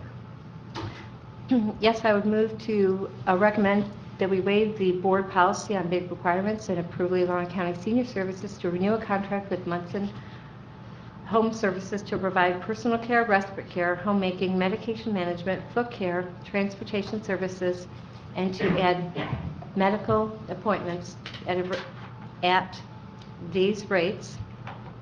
And this is where we'll slip those rates in that are listed, with a 3% increase each year beginning January 1, 2020 through December 31, 2022, pending corporate council's review and approval. Second. Commissioner Ansari. Is this the only? No, we have one other vendor that provides Same. those service as well. Yes. Thank you. Okay, all those in favor? Aye. All those opposed? Motion passes 7-0.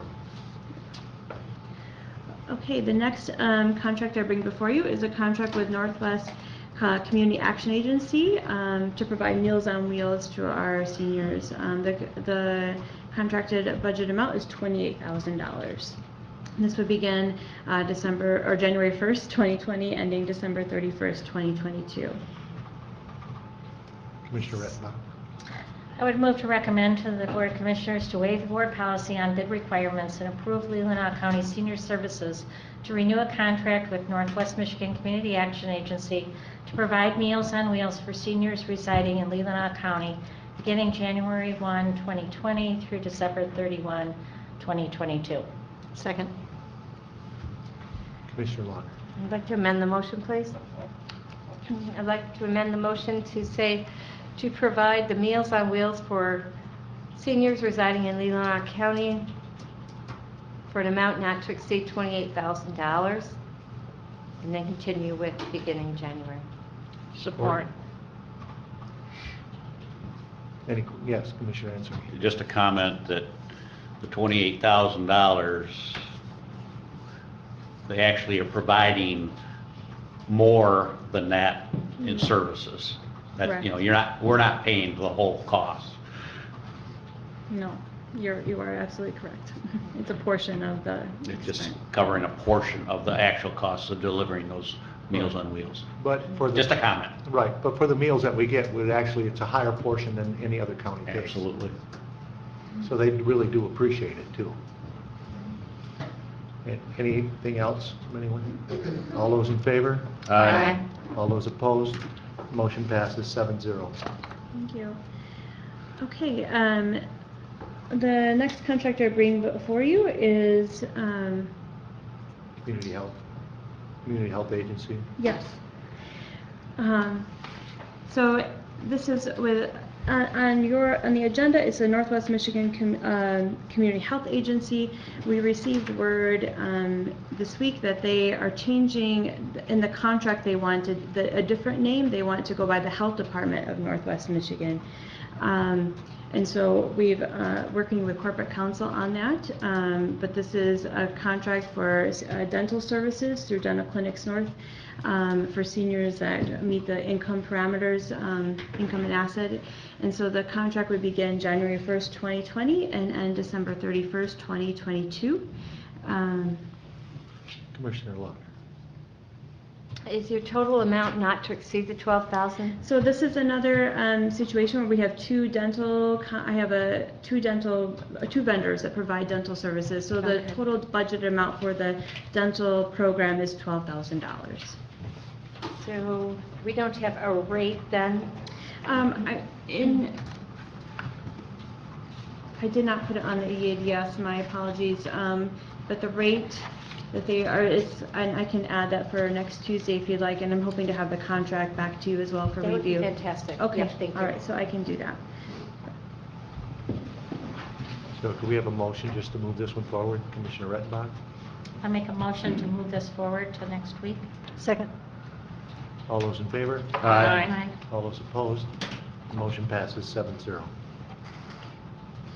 Okay, the next contract is Northwest Michigan Health Services, Michigan Health Services, and this is the other dental provider, and so they're providing dental services, and I believe you do have the contract for that, with the rates that are included in that, and so the contract would be a 3-year contract beginning January 1st, 2020, ending December 31st, 2022.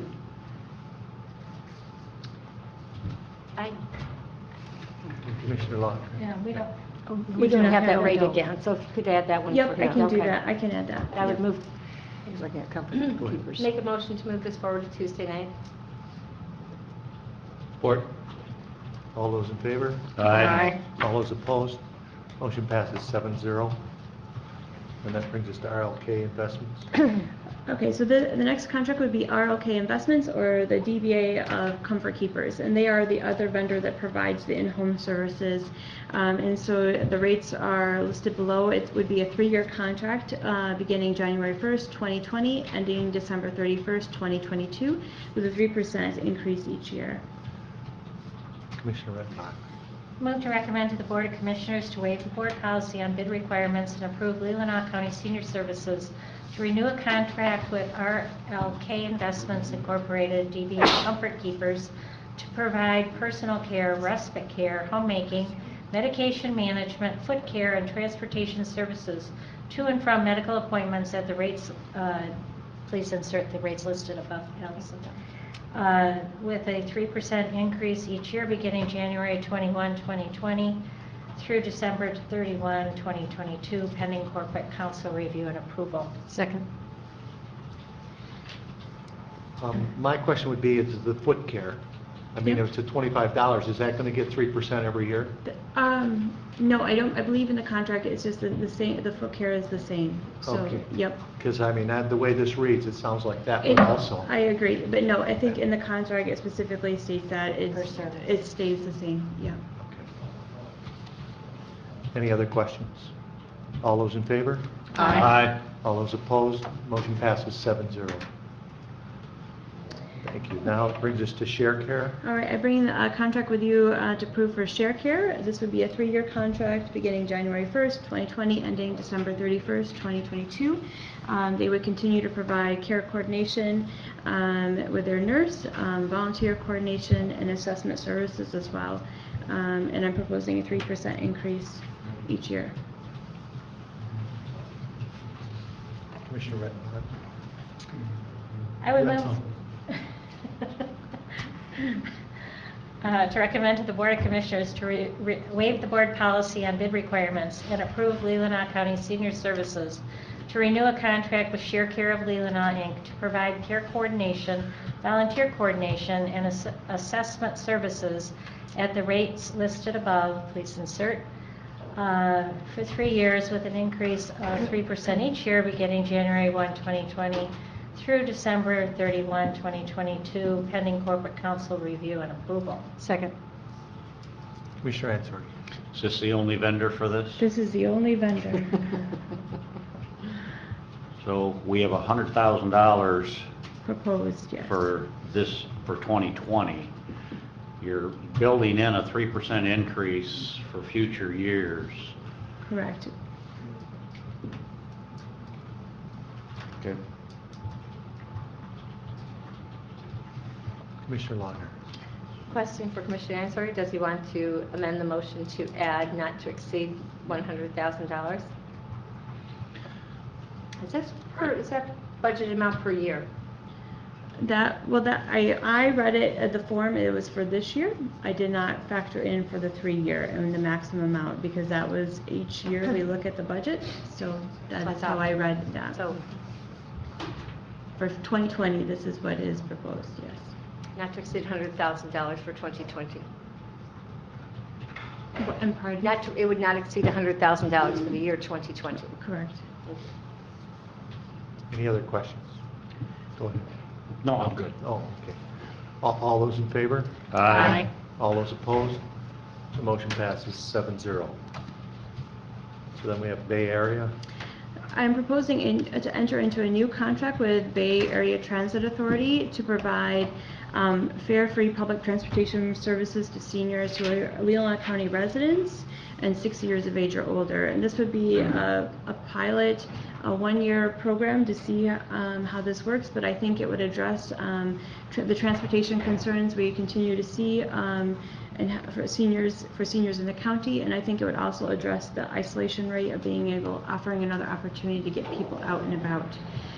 So I'm proposing a budget of $16,500 for this 1 year, with hope of great success. Commissioner Rushton. Is this door-to-door delivery? Pickup and delivery?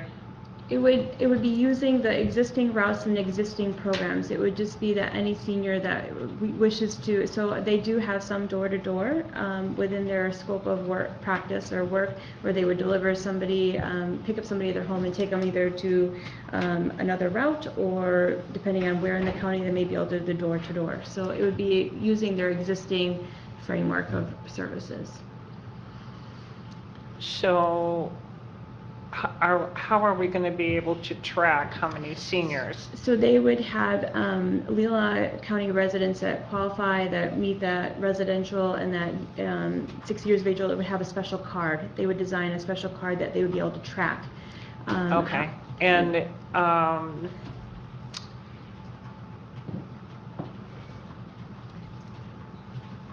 okay. So it's not door to door. It could be.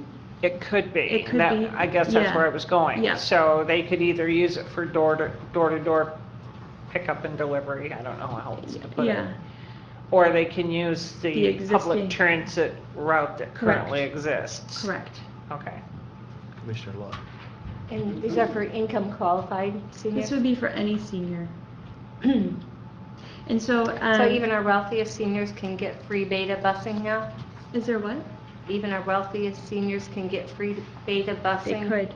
Up to Yes. $16,000? Up to $16,000. So Beta pulled the number of rides they provided for seniors from June of 2018 to May of 2019, just to kind of give a guideline of how many rides.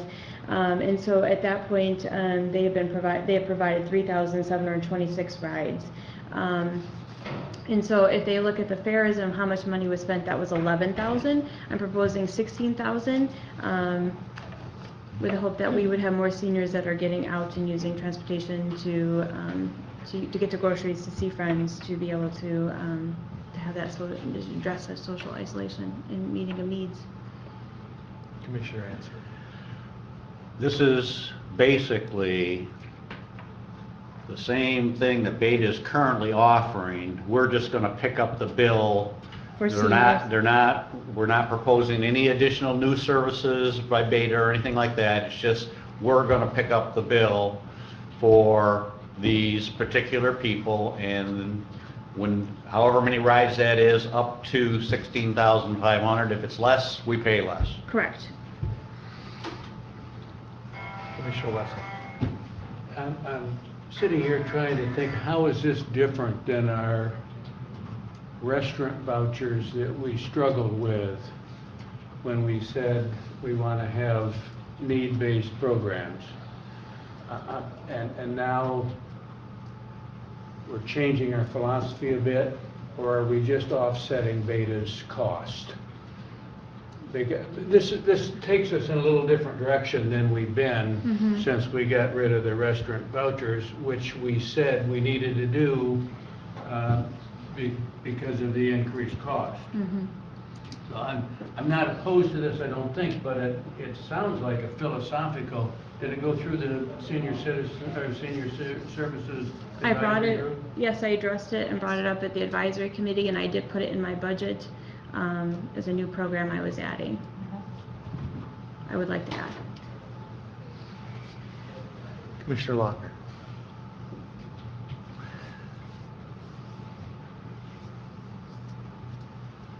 So we have a county that has a senior population that is increasingly going up and up and up and up. I really don't see any real break to that trend yet of us, the projections of us getting more and more and more seniors, which leads me to believe that we're going to need more and more senior services in the future. And I just feel that it's going to be so important for us to use litmus testing to ensure that we can continue to take care of our most vulnerable seniors. So to ask the rest of the taxpayers in our county to continue to pay more for Beta, more for senior services, to offer free busing for somebody who can afford their own bus fare, which is not an outrageous bus fare by any means. I just can't support it. I think that we would have the potential of heading back down that road of no litmus testing in all our senior services, and that's just something that we can't afford to do.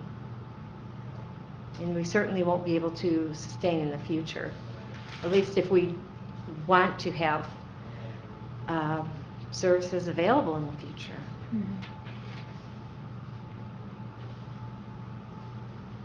Commissioner Witt. I would move to recommend to the Board of Commissioners to approve Leelanau County Senior Services to enter into a contract with Bay Area Transit Authority to provide fare-free transportation services for seniors who are Leelanau County residents beginning January 1st, 2020 through December 31st, 2020 for up to $16,500 pending corporate council review and approval. Second. And if I might speak to that as well. Yes, motion go maker. ahead. This is a pilot program, as April has stated, and it is just for a one-year experiment to see how it works. It's already in our budget, and I think that we should, attempt see how the program works, and we can assess if people seem to be taking advantage of it or whatever. But I think it's a great service, encouraging the use of public transportation rather than private transportation, and will be very helpful to people. Commissioner Sudas-Little. Yes, and, we did approve this in the Senior Services Committee. And one of the reasons April brought this forward is because there are many seniors that are in isolation who do not have family here, whether they're wealthy or not. And it would be very difficult for Beta to exclude some people and not others. I'm not even sure how you would handle that. So it was agreed to take a first year and see how this works, see how many people really do use it, and is it addressing some of the needs of getting seniors out and active and engaged and kind of breaking that isolation cycle. Commissioner Wessel. Well, I'm thinking about the comment I made before, and then I'm thinking, well, I suspect maybe this will select the most vulnerable. Because why would somebody ride the bus if they didn't have to? I mean, if they... So I suspect it will be the income limited or the isolated without strong family support. I'm just thinking aloud. Commissioner Ansel. I believe you said that you would be issuing cards to our seniors. So we would have the opportunity to do a means testing if we elected to do it that way. If that was, yes, if we went that route. So there's, that could be done, Yes, it could be. Commissioner Rushton. Do we know what our numbers are today with our senior population on Beta? I just know through what they reported as of May, the numbers, and the total numbers was the 3,726 senior rides. 3,720. 26, and those were 26. senior rides. They did not break it down by number of people, that was the number of rides. Correct. Correct. And that's what concerns me. What does it cost for our seniors to ride Beta? Is it a reduced rate? There is a reduced rate, correct. Right. Mhm. So,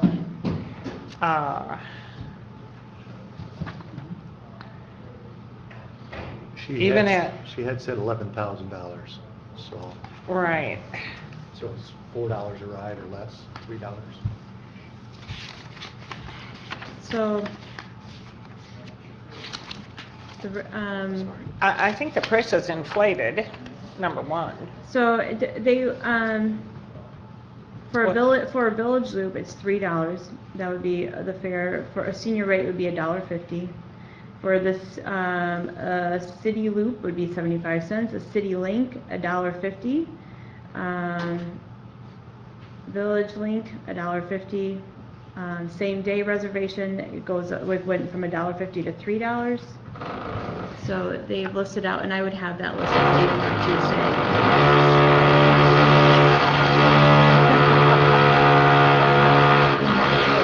Stop that.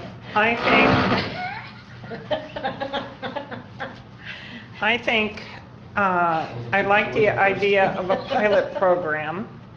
However, I wished that this program was centered around that pickup and delivery service, as opposed to anybody eligible riding. Well, we did try, a few years ago, we did the health and wellness route. We worked with them to develop that it was like operated on Tuesdays and Thursdays, and they did not have, that was challenging. They were only allowed to do so many rides, because from pickup delivery, they essentially had one driver in the county that was going in and out. So that limited the number of people they were able to serve in doing it that way. When you have that pickup and delivery, you limit the number of people. And so I talked with them about that and thought, if we could utilize already the existing routes and still provide that service that may meet a greater need as well. I know, and I looked at Grand Traverse Commission on Aging. They have what's called the Coast Bus, and it's a senior bus. But they're just picking up and delivering one person. Like they estimated, like 1 to 2 people an hour is all they're able to really do. So they have this huge bus that's really not able to impact. I don't think it's able to make as large of impact in meeting the needs of the transportation for seniors, as well as much as we could by just operating out of using the same routes that are already in place and paying for that. And the routes, as I understand, do not cover the whole county. Correct. It will be specific areas, north. But they will do a pickup and take you to the next route. So, so if you call in advance and say, I want to, can you pick me up? They'll pick somebody up at their home and take them to the nearest route to get on a bus that would be going. Well, that doesn't make sense to me. They're going to pick them up to drive them to a route. That means they got to send another driver out there to pick them up, especially if you got a wheelchair. Mm-hmm. It's got to be a special bus.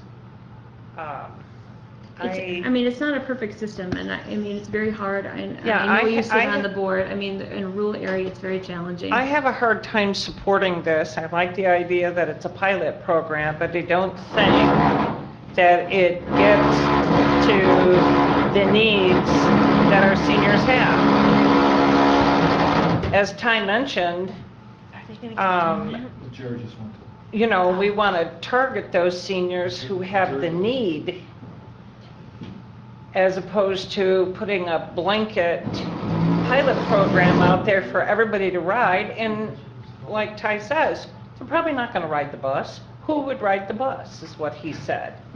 Negatively, I noticed. As if the buses are dirty. They're not dirty now. But anyway, I don't think we're targeting the services that we need for our seniors. I'd really like you to go back and work out something a little bit different, so that we can better target the needs of our seniors. So call Eric on the phone and say, we want a better program. So I won't be supporting it today. Commissioner Lauder. Well, I guess I struggle with the difference of providing. We already have a medical thing for our seniors that need to get to the doctors or whatever. That's already covered, and to put a program like this in place, of even a pilot program, just to sounds to me like to try to get past the social isolation bit, when you've already got volunteers that help drive, you've already got a lot of other programs in place. So who's really going to use this, who's not already using it? I can't imagine, unless they maybe decide to all get together and get the beta bus and start doing wine tours in the county because it's free, and what great fun for a social event, even though we've got all kinds of money, that we all get on the beta bus and start going to tours, or take us all to Leland and we'll all go shopping, because apparently they've got lots of money too, and we'll save all that from riding on beta. And I just think it's gotten away from what we really need senior services to do. And like I said before, it's going to head down that track of getting out of control before too long. I don't see the need for this program when we already have all those other good beta services in place. Did you want to say something? Well, I just was going to reiterate that it's a pilot program, that we have an opportunity for this 1 year to evaluate if we feel that people are taking advantage of it or using it inappropriately. And it is already in the budget for this year, and the committee has approved it, so. Right, well, when the committee, I never understood that it was going to be non-means tested. That was never really discussed in the committee. It was just a new pilot program. We worked hard to get the means testing in, if they can have a card to identify, we already have means-tested people, we can give those people the card. We don't have to give it to everyone who wants it. I mean, I would like to still see the voucher system on the foots means-tested. I know people who are abusing it, I believe. They can afford it themselves, but they use them. They get every voucher they can, and they use them. So, you know, and yes, they have foot problems, but they would do it anyway, but they could afford it, and they don't. They let the county help pay for it. So I don't really want to go down. I don't think if we start it like this, and we go down, and we later want to go to means testing, I think that's very, very hard. Once we've set something up, to change it to something else, it's we just create a problem for ourselves. And if it goes over budget, again, you know, then do we stop it? So I would rather see, if we're going to do these cards, and they have, you said they can do them special, we can give it to the people who are already means tested and are already. And I think, to me, like Commissioner Wessel said, they're the ones who need to get out. They're the ones who will use it, and we need to encourage that. I don't, he's probably right. Other people who can afford it probably won't use beta. But why do we want to even make that available to create that I would say mindset that it goes to everyone? You know, I mean, that's just, I would rather see us go with the means testing to start with. And if it works out, you know, maybe we can expand it from there. But I think we're already at, I think 200% of, you know, the poverty level or something that we've set as means testing. I don't think that's an unreasonable amount. So, I mean, I'm for it, but I just would rather we don't go down the road of universal. Could we ask April to react to that? Would this be helpful to have this, but just add the qualifier means testing?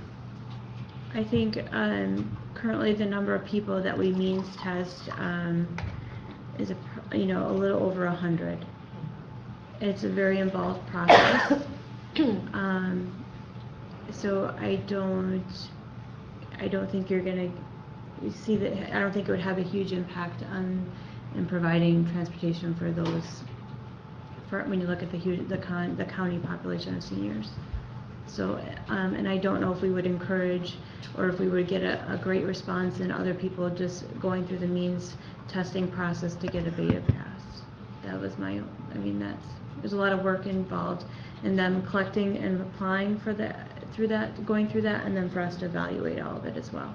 Yeah, I guess my thing was, we've already done that with them for whatever reason. Mm-hmm. So they automatically qualify for it. Mm-hmm. And that could be a card we give to them. So we don't have to, Right. and if anybody Right. wants to use it, then they could go through that. But Mm-hmm. that's what I'm thinking.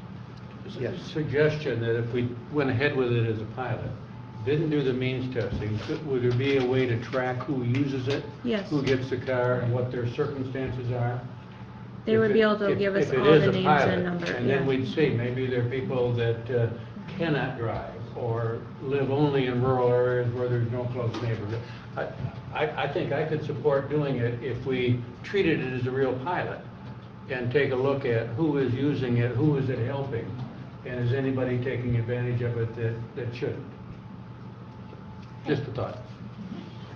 Commissioner Rush. And that's why I said to April that this program doesn't work for me as a blanket, because we're not targeting those needs.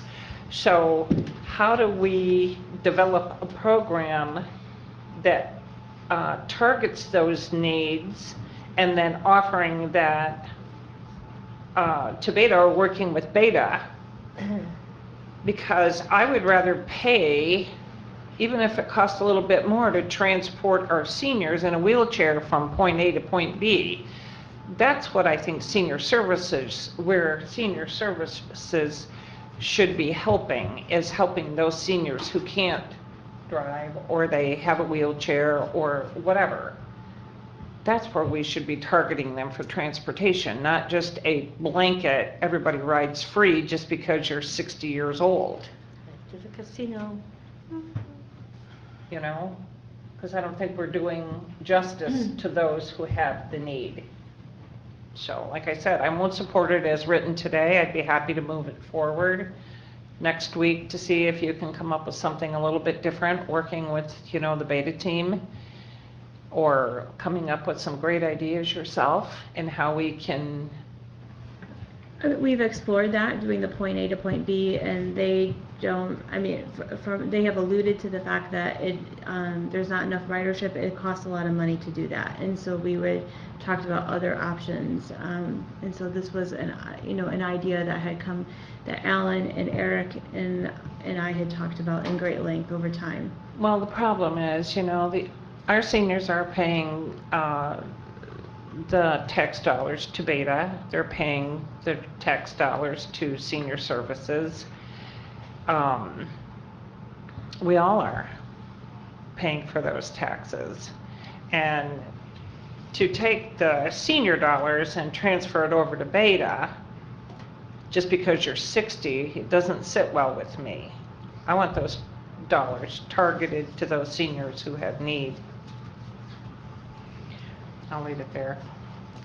Have you had a lot of requests? It seems to me when we've been discussing this, you've had requests for rides, you've had conversations with seniors. This idea didn't just come out of the blue. It's based on your evaluation and analysis of what's going on out there and what seniors need. Am I correct about that? You are correct.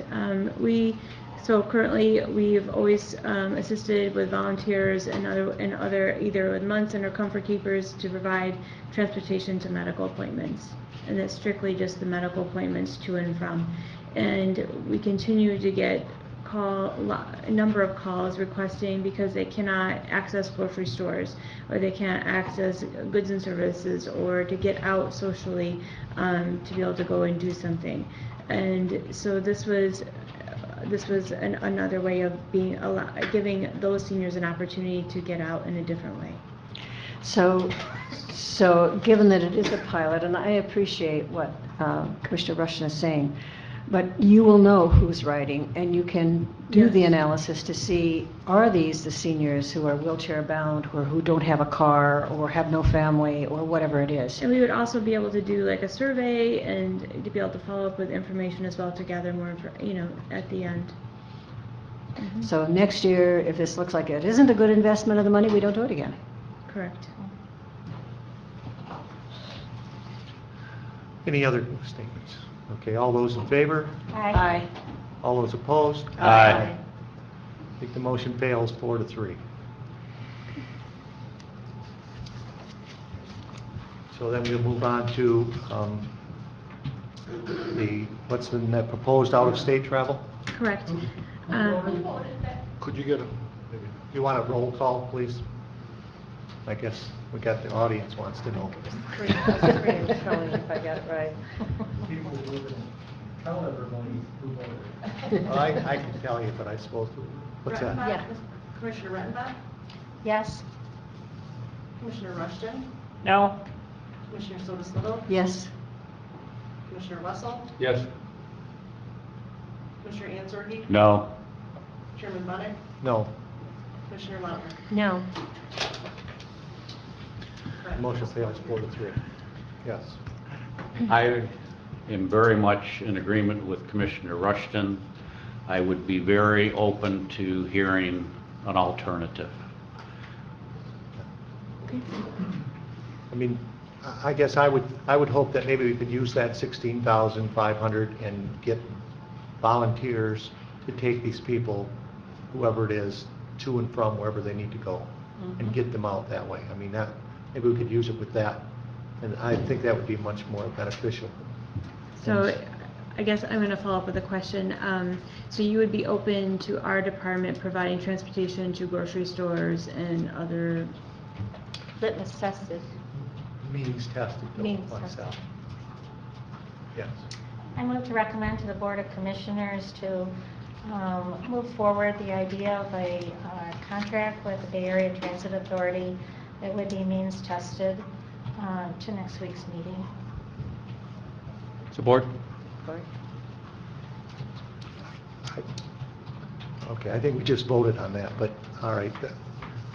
No, it's a Okay, different motion. It's a different motion, okay. All those in favor? Aye. I was going to ask to have the motion repeated so I could hear all Okay. the language. I would move to recommend to the Board of Commissioners that the Leelanau County Senior Services present next week an amended contract with the Bay Area Transit Authority to provide fare-free transportation services that would be means tested for seniors who are Leelanau County residents, beginning January 1st, 2020 through December 31st, 2020, for up to $16,500 pending corporate council review and approval. And who supported that again? Was it Ty? Okay. So, did you get it that time? Okay. Okay. Commissioner Walker? Well, so my question was, can you do that by next week? Or, because we've kind of left you with, previously was come up with something and come back to us. So I'm okay with this motion which sounds like exactly what we have here, except that it would be means tested. I they would can meet your certainly work hard. I standard. can strive to by next week for Well, sure. this we'll just put it on the agenda. All right. And if she can't do it, then she can't. Then I Just can move in and I put it on can the come agenda. back to you in December. Yeah. I just didn't Yes. want to see it go away without us trying to, make an amendment, so. All right. Okay, all those in favor? Aye. All those opposed? Motion passes 7-0. Thank you. Thank you. So then that brings us then to the out-of-state travel. Yes, I'm seeking approval to attend the Aging in America Conference to be held March 23rd in Atlanta, Georgia, the week of March 23rd. So the cost of attending the conference is approximately $590, and then the hotel accommodations $195 a night. It would be airfare, and at the time, I think, a while ago I had looked, it was around $345, but obviously airfare rates vary, so. Commissioner Wessel. I move to recommend that we allow Leelanau County Senior Services Director April Messias to attend the Aging in America Society on Aging 2020 conference to be held March 24 to 27 in Atlanta, Georgia. Funds to come from the Senior Services Education and Travel accounts. Second. Commissioner Lauder. You've got your budgeted amount of $2,000. Is that for all of your travel for the year? No, that was just a portion of what I have for this conference. I have additional amount. So do you expect not to exceed $2,200? For this conference? Okay, because we don't have an idea how many nights. It says a week of, but usually they're about 3 nights. So the Maybe conference 4 with begins the travel? 24th, so I would need to be there the 23rd. Yep.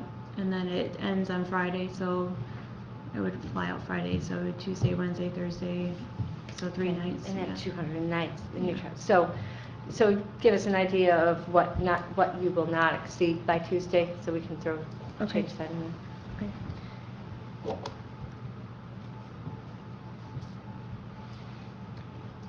All right, all those in favor?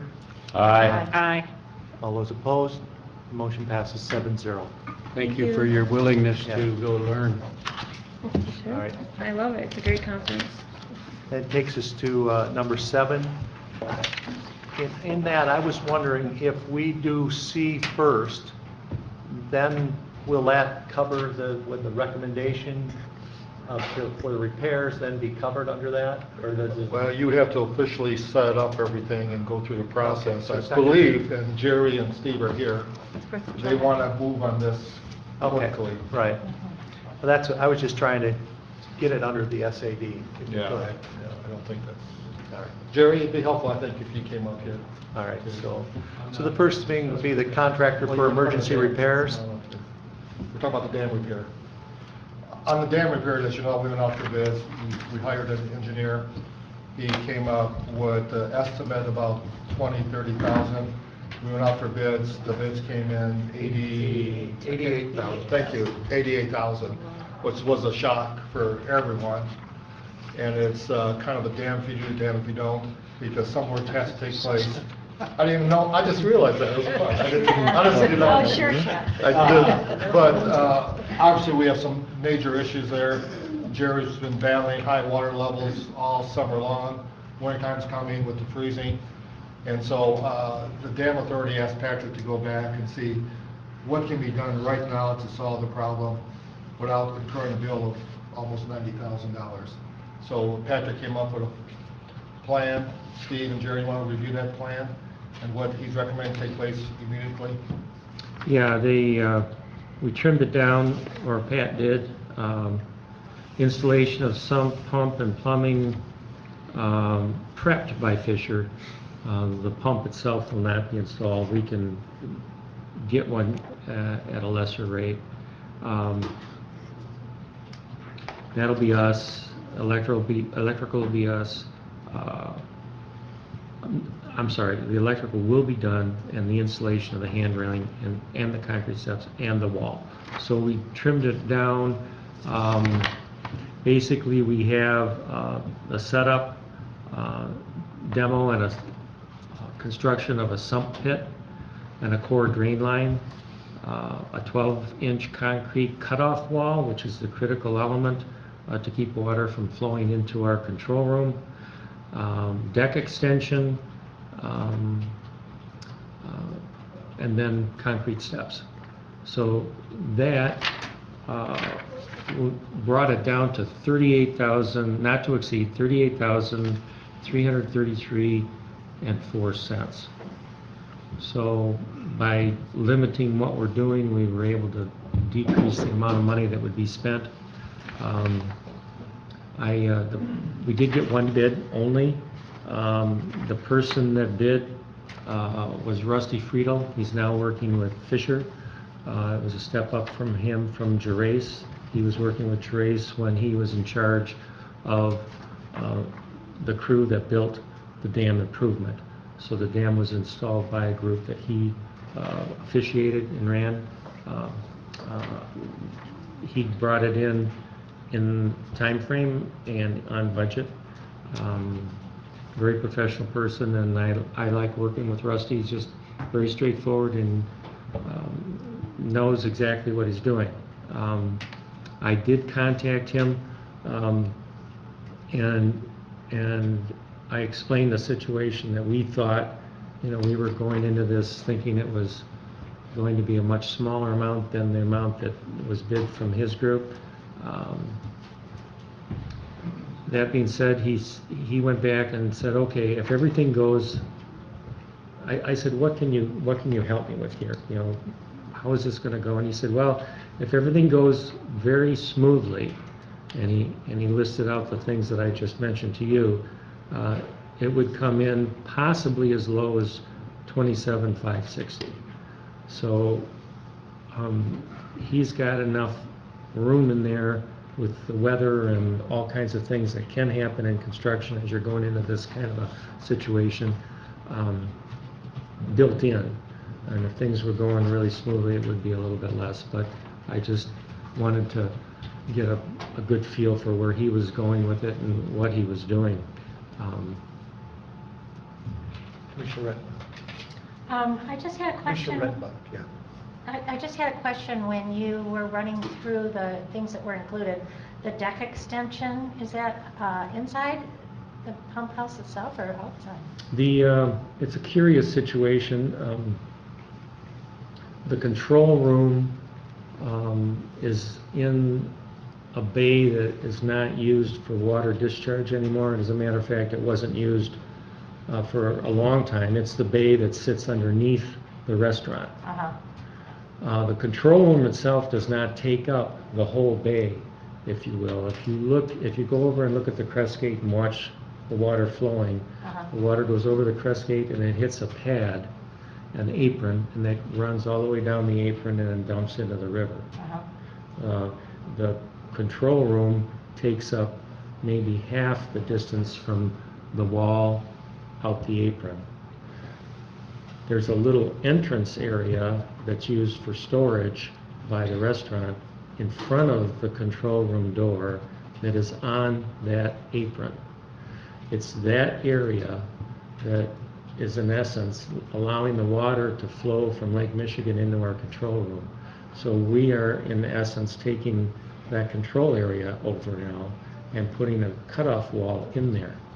And when we do that, the deck that is part of the restaurant needs to be extended out slightly to make it meet. Okay. There's a connection there. There's a stairway, a wall, and the deck. And Okay. as it is now, when you step down from the deck into this pad area. Right. So it's a connection.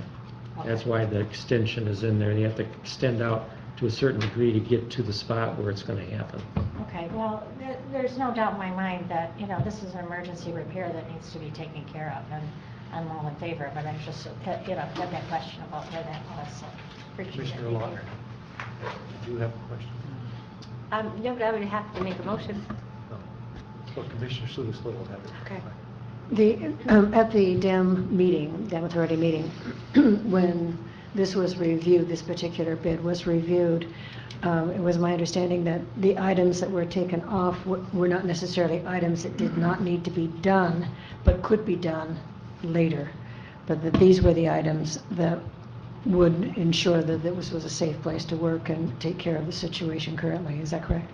Correct, yeah. The other items are, in essence, postponed to a later date, that we can address them at that point in time. But they did need to be done. This will get us the wall that'll keep the water from coming in. Right, thank you. Commissioner Lautner. I would recommend to the Board of Commissioners to approve the revised bid form and enter into a contract with Fisher Contracting Company of Midland, Michigan for emergency repair work of the Leland Dam Control Room in an amount not to exceed $38,333.04, and funds to come from somewhere. General fund. Jen, where will these funds come from for the dam? The contingency in the general fund. Okay. Second. Commissioner Rushton. I wanted to ask the question about the sump pump. I know it's taken off this emergency work, but the question was raised at your meeting in regards to, there was some public comment, and it was mentioned that how are you going to disseminate the water, because they said it would have oil in it. Has that been looked at? That's a great question. And I guess the way we've thought about it, Jerry and I have talked a little bit, I believe that we're going to have to do a manual switch on the sump.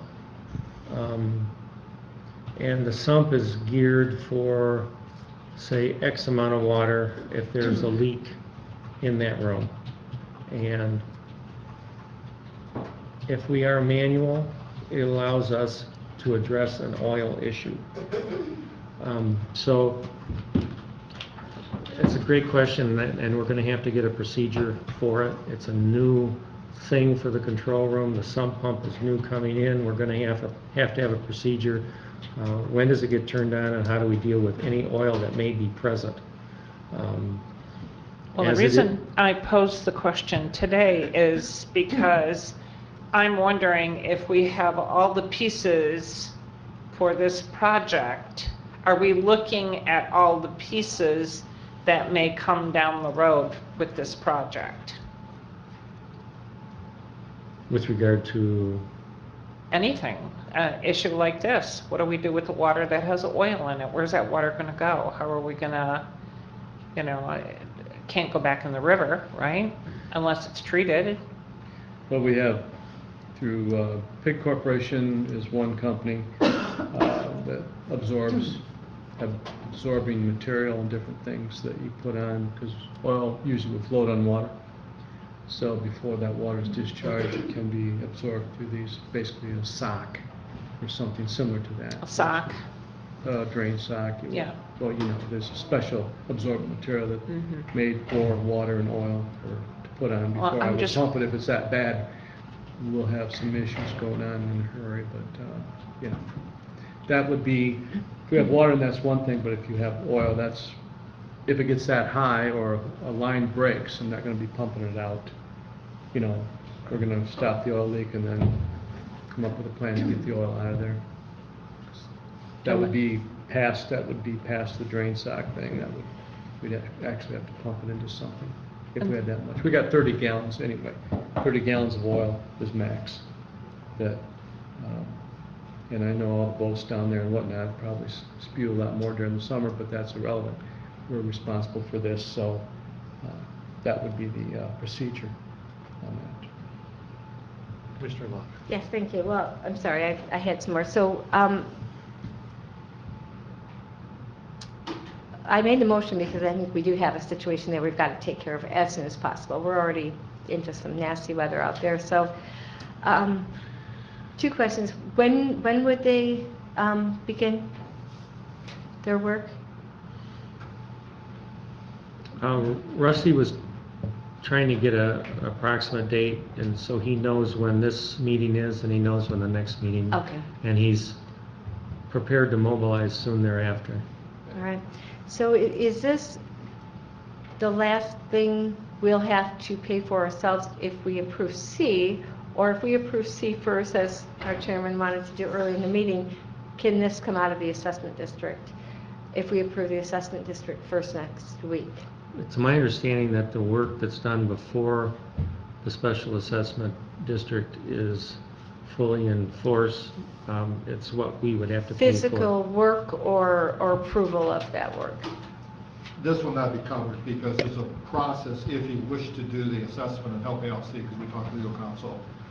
There's a process you have to go through, you have to have a public hearing, all that has to take place first.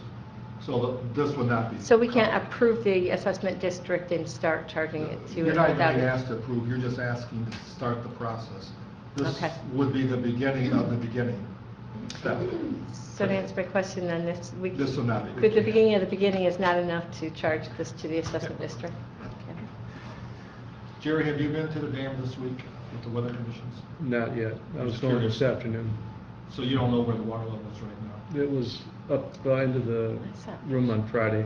Can you even open the door? You can open the door once you move the debris that floats in. It depends, mostly it's cedar stuff. Well, you're concerned about the freezing taking place with the weather. I just- Well, we're good right now. It's gonna have to get below zero for a long time for it. We got warmer temps coming the end of the week as well. Yeah.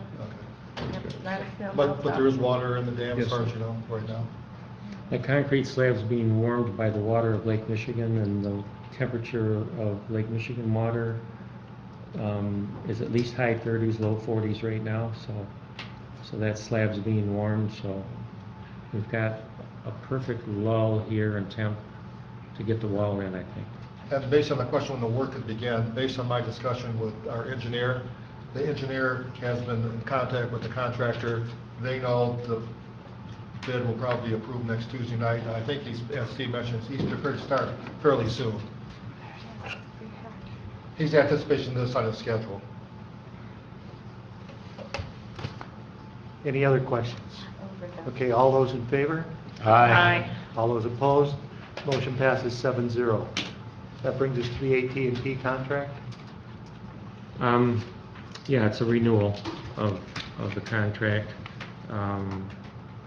There's a phone line coming in. It allows for communication with the computer system there and whatnot. It's a necessary line, so Landline. It's a renewal of the landline. We do not get reception with cell phone down there until you walk out onto the deck towards Cheese Shanty that way, then you pick up signal.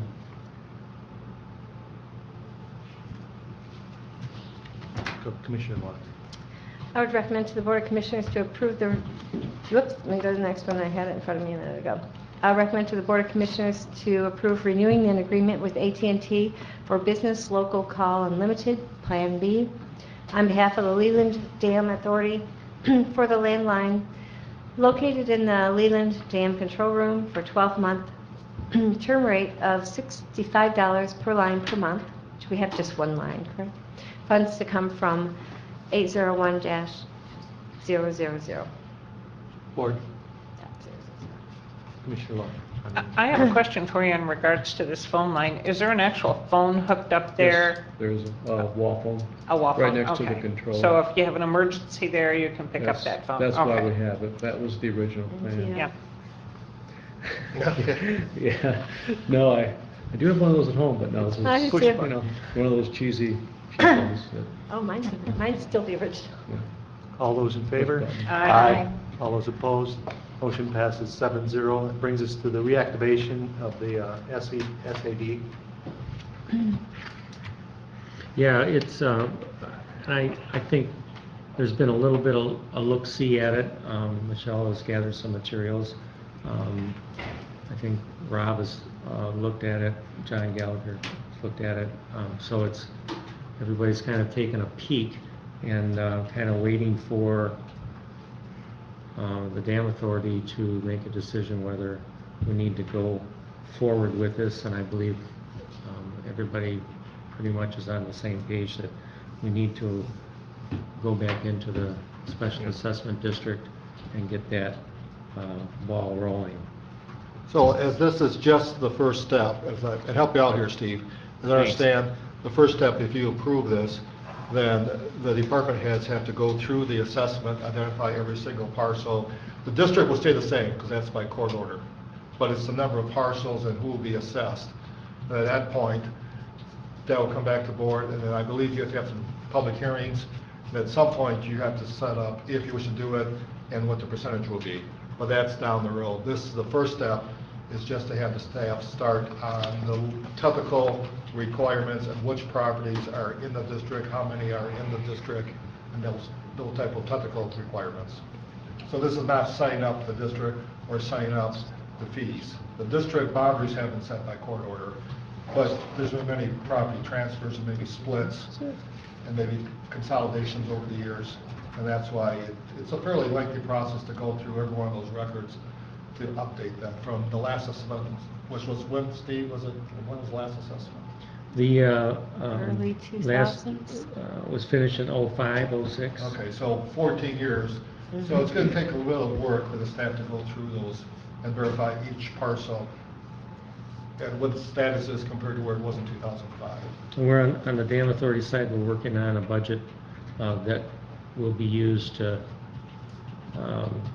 in conjunction with moving forward with respect to the dam and what we need to do, what we see in the future. We're doing a 10-year look and even peaking 20 years a little bit just to see where we're headed with this and trying to get a number that is reflective of a 10-year so that we don't have to keep coming back to the special assessment district as we move forward. So that would be a separate item, that'd be a yeah. separate discussion. Yeah.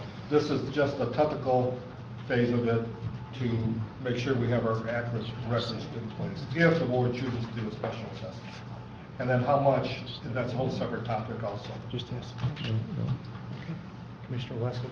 I move to recommend to the Leelanau County Board of Commissioners to approve reactivating the Lake Leelanau Water Level Special Assessment District. Support. Commissioner Sudas. Steve, going back, I know there have been numbers tossed out as to what the prices would be, and I know you're looking 10 years too, so that this wouldn't have to keep reoccurring in terms of coming back and establishing a special assessment district. But what are some of the numbers in terms of what are we looking at cost-wise in terms of repair right now and what really needs to be done? Just ballpark. Do we have any sense of what those dollars look like they're going to be? With the design and the safeties and the replacement of the pins in the cylinders, you know, we're in the realm of 50, 60, 70,000. It's been brought to our attention and that the lifespan of basically the parts and pieces of the hydraulic system, the O-rings specifically are rubber and they deteriorate over time. And John and Pope had pointed out that consumers and everybody that's running hydraulics with dams has their hydraulic systems on a maintenance program, and we do not have that for our systems yet. So we're looking at the different ways to go about doing that. and that's gonna add another 50, 60, 70, something like that. Then you talk about the bills, yearly bills, we're talking anywhere around 10 or 12,000 for a year. We're talking electricity, phone, that type of thing. And you times 10, so we're gonna be getting a number that's 200, 250, 300, somewhere in there, over that, and that's very rough. John and I kind of went through some stuff yesterday and looked at those numbers. We're in the process of making as solid as we can possibly make them, so they're a very educated estimate, and we're drawing numbers forward. So we're going to be meeting on a regular basis with the dam authority to move that ball forward, along with looking at what it takes to get the special assessment district rolling again. Follow-up question, if I may. And there was a number given out as to how many homes were determined right now roughly to be within the assessment district. How many properties, excuse me, not homes, how many properties would fall within that assessment district? I wish I had the exact number at the tip of my It tongue. was thousands, 2,017. Yeah, if you approve this, then the work that will take place, so at that point, when they get done, they will come back with a very specific amount. Right, but just getting ballpark right now, so it's 2,000 and I would say, something, and didn't they talk about approximately 2,000? that's what I thought they talked about. I think, what did he say, homes or parcels? Parcels. Parcels, parcels. The critical point is parcels. Yeah. Because it could be vacant lots. So we're talking 300,000 roughly, and assessment district would comprise roughly 2,000 plus parcels. And if there wasn't an assessment, what would have been your suggestion for covering these costs? Well, I'm on record that, we've done a 50-50 twice. I think should do a 50-50 again, and that's my opinion. And it's not, that's just me. That's not the dam authority, which has yet to hash that one out and make a recommendation to the county board of commissioners. So we don't have that. That's in our discussions, and we're going to need to be coming up with that rapidly so we can make a recommendation to you folks. And I really don't have a real solid feel as to what number we're going to give you as far as split. Okay. Commissioner Lautner. Within that split, I expect that, again, we will do the division within the 50% the riparian owners would pay. So in other words, that 80% and 20%, or however we did that before, so that those that just have vacant land or, God forbid, farmland on this lake, they won't pay that exorbitant amount. So that piece, I'm sure, will be in there again. And as far as what the split should be, we're going to have to decide that, but I know there's quite a campaign out there to keep it at 50-50, and we will decide that. But I have to sit here and think that, a lot of people only get to enjoy the lake driving by and seeing it. They don't swim, they don't boat, they don't use. They see it driving by, don't look at it, have no vision of the lake from their homes. And it's people that can enjoy that lake, not properties. So, 50-50 is, 50% for the county is the most that I would approve for us to pay, because there is that factor that, a vacant field somewhere in the county isn't going to use that lake, but yet it's going to pay for that lake. So, same time, you could take that vacant land anywhere in the county that doesn't even look at the lake, that's paying for that lake, and drop 100 houses on that property, and suddenly you're going to have people using that lake. So let's not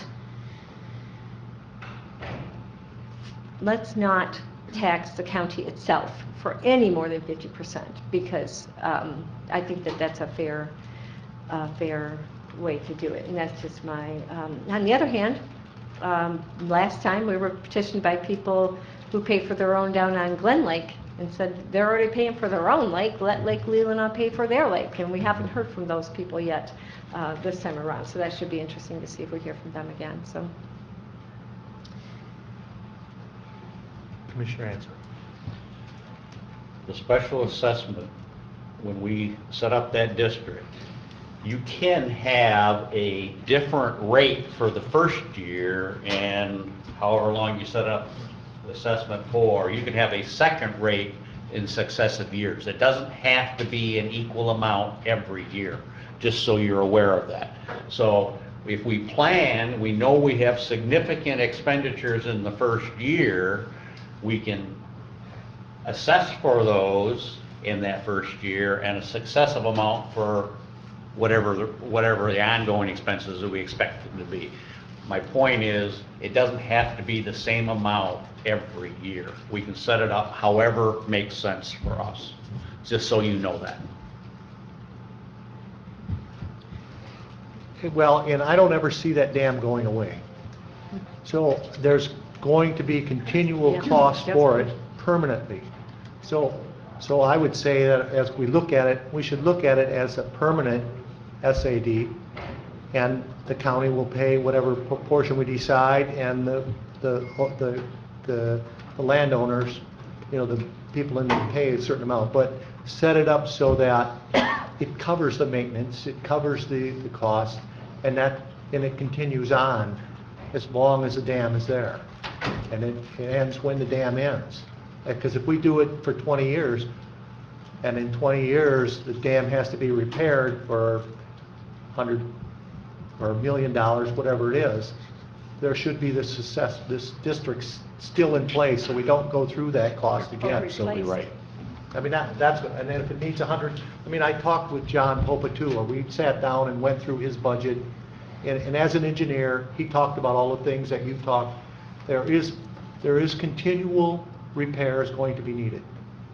There's moving parts, there's moving things, and that's never going to end as long as that dam is there. So I don't know why we would want to do it just 10 or 20 years and then have to go through it again. That's my take on it. The special assessment district was set with the initial repairs 40 years ago, and that is in place. Right. We don't have to go for a lake level. The lake level's been established and the special assessment is there. It's from the dam to the bridge and cedar. That's already been set. All we have to do is make sure that the properties within that are up to date. And Steve and I can do more research, but I believe, and help you out, Steve, there has to be a timeline, and that cannot be indefinite. Well, as long as the dam will exist. Well, you have to, I think Mr. Stoker said you have to have a specific timeline for the assessment. Well, but we'll get into that. And really, part of it is you have designated the dam authority to do all this research, do all this, come up with a recommendation of the board. You have to have a public hearing. So this is a great dialogue, but some of it I think is premature. You really should wait and follow the process and have the public hearing. Okay. Because you really need to go into this open-minded, and you need to have the dam authority do their work. By your statutes, you have authorized the dam authority to do all the research and to come back with a recommendation. But this is just the first step. This simply is to reestablish the district and finalize the number of parcels of properties, how you divide it up. And Commissioner Ansdorf is absolutely right. You have many options, but it's really premature at this point to talk about that, because you really don't know how many dollars is being recommended, how long of a time. I believe there has to be a time limit. Steve, do you remember having that dialogue? I don't. I mean, it can be renewed, but you have to have, you know, for so many years up to this amount. We just want to try to make it so that we aren't constantly sitting in front of you. Yeah, right. You know. Commissioner Ansdorf. The one other point I wanted to make on the special assessment district, whether it's for the dam or road or whatever, you set a rate and you collect that money. You don't have to collect the full amount. If you start building up an excess and you realize that, hey, I don't need to collect all of this, the board every year can say, we're not going to collect that full amount, just like a millage. We don't have to collect the full amount, we can choose a lesser amount. But keep in mind that, you're never gonna hit it to the penny every year. We're gonna budget a certain amount, we're gonna collect a certain amount, we're gonna spend a certain amount, and all three of those are not gonna match to the penny every year. So, but if we see that this account starts building up a large excess, we don't have to collect the full amount. That's a good point, because actually it's illegal. You have to have specific projects. You can't just say you want to collect X dollars for long-term maintenance. That will not apply legally. Those dollars have to be specifically allocated for specific projects. Now, you can have some general stuff, some stuff you're going to know year after year. Right. But you can't just say we're going to put X dollars in every year for maintenance. But you could put in a certain amount to say, we expect that we're gonna have to replace this road in 5 years. We're gonna start collecting this money in year 1, 2, 3, 4, and then we got the money there in year 5. If we expect that we're gonna have to replace the full hydraulics on the dam in 5 years, whatever that amount is, we can start collecting it. That's a good example. And build it up. Because that's for specific projects. Yeah. We can't have an assessment saying, we're going to charge for the next 20 years for long-term maintenance. We have to specifically point out what that long-term maintenance is. There has to be tangible projects associated. It cannot be personnel costs. For example, one idea was to hire someone to help Jerry do that. That cannot be done as the assessment district. There has to be very specific projects, and you have to have a schedule in place, and you have to have a plan in place, which I think happened in 2005. And that's why we had extra money that we used for a number of years to pay for the dam maintenance, because that was part of that assessment. You're allowed a 15% contingency. Yeah. Commissioner Sudas-Little. Mine is just a question on the motion for clarification, because the statement that our administrator made was to authorize the staff to start gathering the research and doing the data, but the motion is to reinstate it. Since the assessment district is in existence, do we need to reinstate it? No. Or do we just, because You don't that's need the, to reinstate it. because of the way the motion Terminology is reads. a little Yeah, that's not the iffy proper there. choice of words, probably. The motion says is to reactivate. So reactivate. Yeah. At some point, Reinstate. we will come back to you saying there are 2,120 districts, and we'll work with legal counsel. Okay. There's a legal process you have to follow. So I'm just double checking, so we're This just only- simply authorizing you to explore, do research, come back with information. Yeah, whether you need a formal motion, I'm not sure, but it's our recommendation. We should start looking at everything we need to do. I mean, if you tell us you don't want to do a district, then obviously it does not make sense for our staff to spend a lot of time doing the work. So I think that's why the Dam Authority wanted this to be the first step. Does everyone understand the motion? All those in favor? Aye. All those opposed? Motion passes 7-0. Thank you. Thank you. That brings us to the Drain Commission and approval of the contract for number 2 engine, or whatever it is. EMG.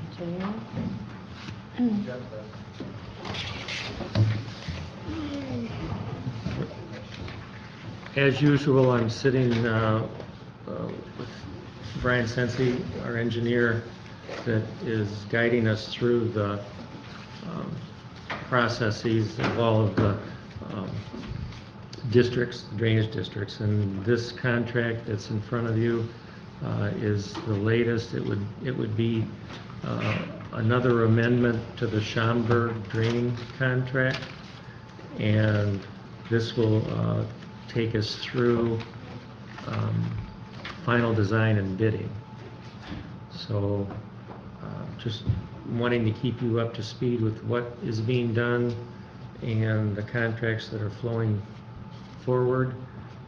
This is for the Schaumburg drain. We have signatures in for the Timberlea drain and for the Lake Bluffs drain. Those are coming. Village of Empire is very close. Very small district. Littleton Lake is very close. So we have a number of districts, and today we're looking at this contract for Schaumburg. Commissioner Lott. I would recommend to the Board of Commissioners to approve a contract amendment number 2 with ENG Incorporated for final design engineering and bid services for the Schaumburg drain in an amount not to exceed $28,605, pending corporate council review and approval. Funds to come from 967.000. Support. All those in favor? Aye. All those opposed? Motion passes 7-0. That's nice. Thank you. I see some bills coming through for that, Steve, so you're apparently working away at it. Yes, it's moving forward. We're right at the point now where we're working on the easements. I believe we're going to end up with 3 easements. One is pretty much buttoned up. Theoretically, we meet number 2 this afternoon if Brian's got time. The third one is buttoned up, so we're getting closer to having the easements. Once the easements are done and formally recorded, then we're on to design and build. And we'll submit a permit application and then finish the design and put the plans out for bid. Thank you very much. Yep. Thank you. All right, that brings us to the county clerk agreement form 1095B and C. The clerk is not available, but Ms. Jen Zawicki is here. The first one is, I believe we've done this the last 3 years to be in compliance with IRS guidelines. Correct. And agreement is handled us for 3 years, and I don't know if you want to explain what this. Due to us being a self-insured fund, we are in charge of producing a 1095-C to each one of our employees. You may remember getting yours in February. It states basically if you are carrying our health insurance or you are not, that is reportable on your behalf to the IRS. With this, there are safe harbor codes, they're called. And so if, when we started this 3 years ago, it would have been months of training for myself and to be able to prepare this document for ourselves, and this is a less expensive way to go.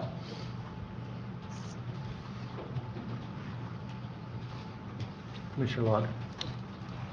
The total, what is the total amount for, is it the $3,821, is that what we'll pay Raymond? Yes, for Obama? that is what Michelle has, I know in the motion, she just states to go, that you're making like a blanket in the backup. It does state in the contract, it goes on the number of people. So, and if there's more assistance, if need be, yes. So it's kind of like a blanket. But we did budget $5,600, and we're hoping that with that not a lot of conversation between her and I, since this is our 3rd year, it should be about $3,821. So it's an estimate. You said that is a contracted amount, but is the It's a contract in the sense it's an agreement. Okay. So it's an agreement so- for their all right. services, yes. Okay, what it costs us because of Obamacare zinging us. Okay, so I would recommend to the Board of Commissioners to approve the service agreement with Raymond Robson LLC, Raymond, for services outlined in the agreement relative to the Affordable Care Act funds for an amount not to exceed $5,600. Funds to come from accounting contractual services, number stated 801-000, at a rate outlined in Schedule A, services and fees. Second. All those in favor? Aye. All those opposed? Motion passes 7-0. So then that brings us to the contract renewal. Commissioner Wessel. I move to recommend to the Board of Commissioners that the board policy on bid requirements be waived and approve a 5-year contract with Raymond Robson LLC for county audit services and road commission audit services with the costs listed in our board packet. Second. Commissioner Answorthy. Have we always done 5 years? The last time that we did do our contract with them, yes, it was 5 years. The difference is it's a recommendation of the clerk's office that you include the road commission for each and every year. In the past, it's been every other year. Correct.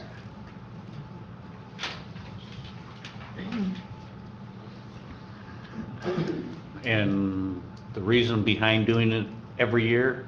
They are a major component of ours, And so the majority of the audit that you see is their portion as well as we also do the brownfield and the land bank.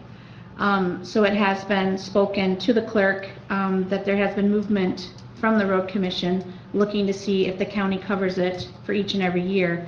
What happens now is it's a back and forth. They can choose a different audit team. That's up to them. It's their board's decision to do that in the every other year. And so then what happens is if it's not the same audit, basically we take their audit from last year, try and incorporate it to then come into the numbers. So then our auditors then pick up and then carry that forward to our audit. My point here is that we're paying for their share. Typically, I would say I wouldn't look at it that way, but you could certainly put feelers out there. We already pay for brownfield and land bank. The audit is here. The documentation is processed here. The difference would be is the road commission, it'd be an off-site audit, but it is your audit. But they're paying for it every other year. That's correct. Out of their budget. That's now correct. You're proposing that we should pay the whole shot every year. Yes, and it's a 5-year agreement, so it's that way for 5 years. Well, my question is how long have we been using Riemann routes? I believe about 30 years. No, it hasn't been that long. It's since the 90s. In Late 80s, I would say, use Anderson So, Tackman. We used Anderson Tackman well Late into 80s. the Well, that's 30 years. 90s. And so Well, did the that's road not 90. commission. That's They not used 30 years ago. Anderson Tackman as well. I believe we started in 1990, is with my records. No, I'm sorry. I remember okay. Anderson Tackman at the old Well, courthouse. It could be. So I would say late. I started with the road Okay, commission. it's been, let's say it's been 20 years. Yes, I started with the road commission in 1994. 1994. When are you gonna bid it out? Right. It's and okay. that's- We did do bids. Yeah, Yep. actually, we did We 3 years did. ago. Yep. I believe our current contract is actually for 3 years. I believe we went out for, 5 years ago, we went out for bids. was it 5 years already? Yes, it was a 5-year contract. The financial year was 2014. And we did interview 4 companies, I think. Yes. Yep. Last time. Yep. I think it was the first year John was here. The key, Treasurer. as Michelle always points out, even though it's the same company, it's a completely different audit team. They rotate their auditors. Because by They have the IRS guidelines, I believe you can't have the same audit. That's correct, as well as SEC. So why Steve Peacock is the face of. As the Raymond, principal, yes. the people that are here do rotate. They are different people. Mhm.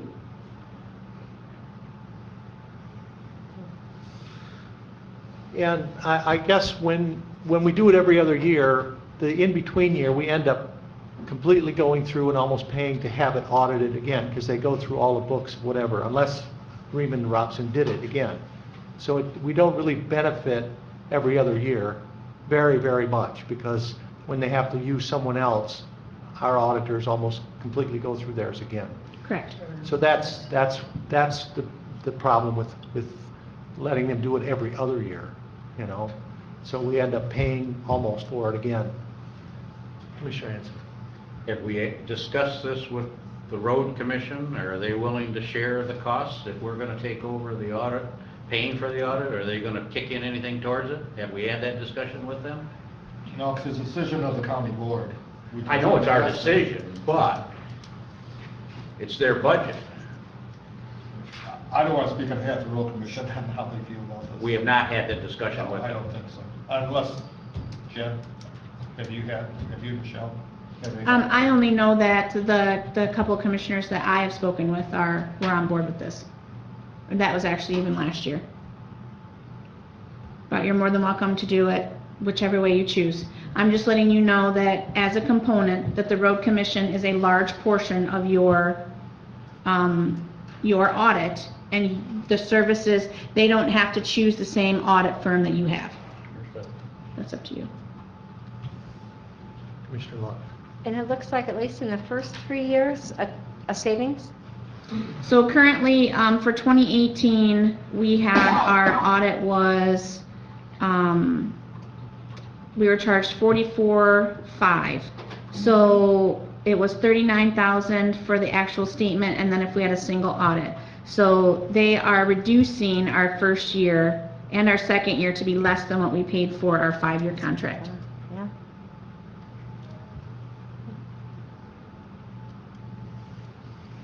And then if you choose to keep your consistency with the every other year, Mr. Peacock informed Chet and I that the road commissions would just be dropped in that odd year.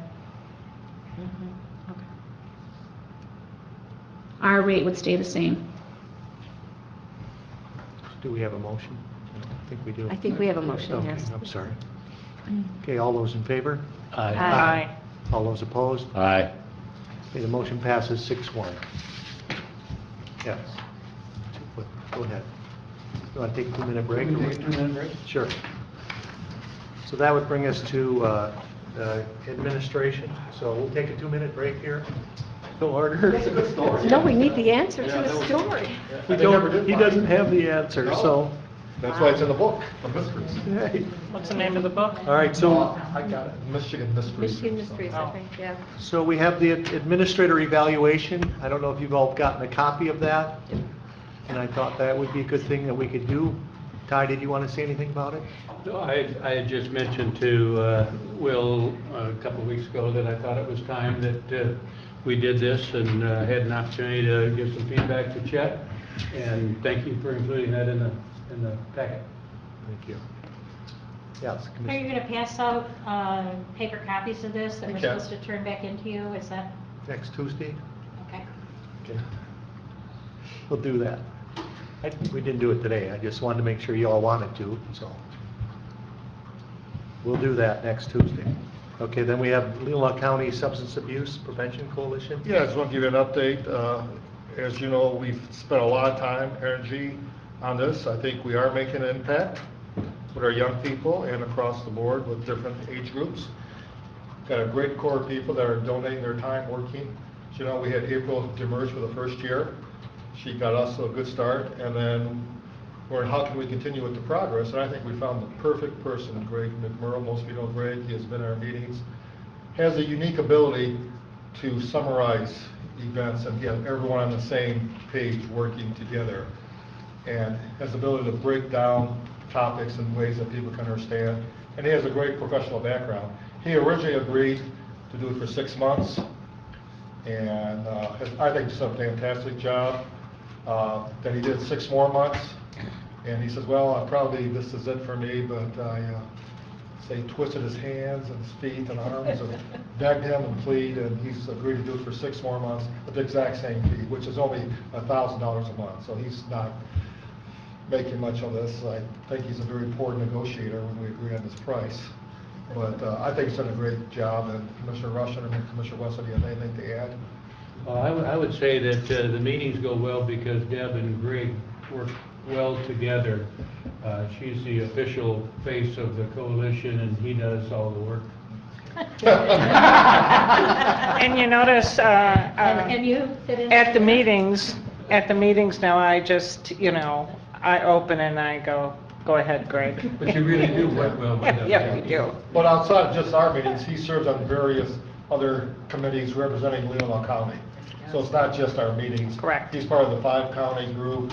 He's part of a couple other groups. So he's bringing all that information back, and he's representing Leelanau County in those other committees, which means that saves time for all of us. I will say one more thing on that. He helped us kind of redirect our efforts, because when we started, he got us to view that, yeah, we got some issues, but we're not the same kind of issues that we had in Monroe County. And he's helped us Right. I do a think, better job of assessing where we are. yeah, he worked through initially, we started looking at going after federal grant money and the restrictions that would be imposed under those dollars. And he reviewed a lot of information in regards that pertains specifically to our county and found that that wasn't a good fit for us. So he's done a great job at redirecting our efforts to tackle the problems that we have locally, addressing those problems locally. He's done a great job. I wish he would stay on long term, but you know how that goes. But we'll see. He may change his mind over time. As everyone knows, last month October was kind of a target month for us. And we did put some programming on in some of the schools. Other schools could not adhere to the same schedule. So now we're looking at, okay, what does this look like for the whole year? Because different schools can participate at different times. But we had a very successful event at Sutton's Bay School. We had to cancel our meeting last Friday, so we really didn't get that update yet. But it was the focus for the kids. We decided to come to them with a positive focus as opposed to a negative focus. So Mike Carmaine, and he did a fantastic job coordinating all of that. Put on a special program, or special programming to target certain areas for the kids. I won't get into all of that now because I don't know all of that. And once we get briefed from our meeting, I'll update you on some of the things that took place there. But it was very successful. The kids loved it. And it took a lot of hard work for the counselors, teachers, the school district. So we have to be a little bit open-minded and aware of school schedules for our kids. So I had one question about, the panel that you had up there. Would you be allowed to have a student in that panel? Absolutely.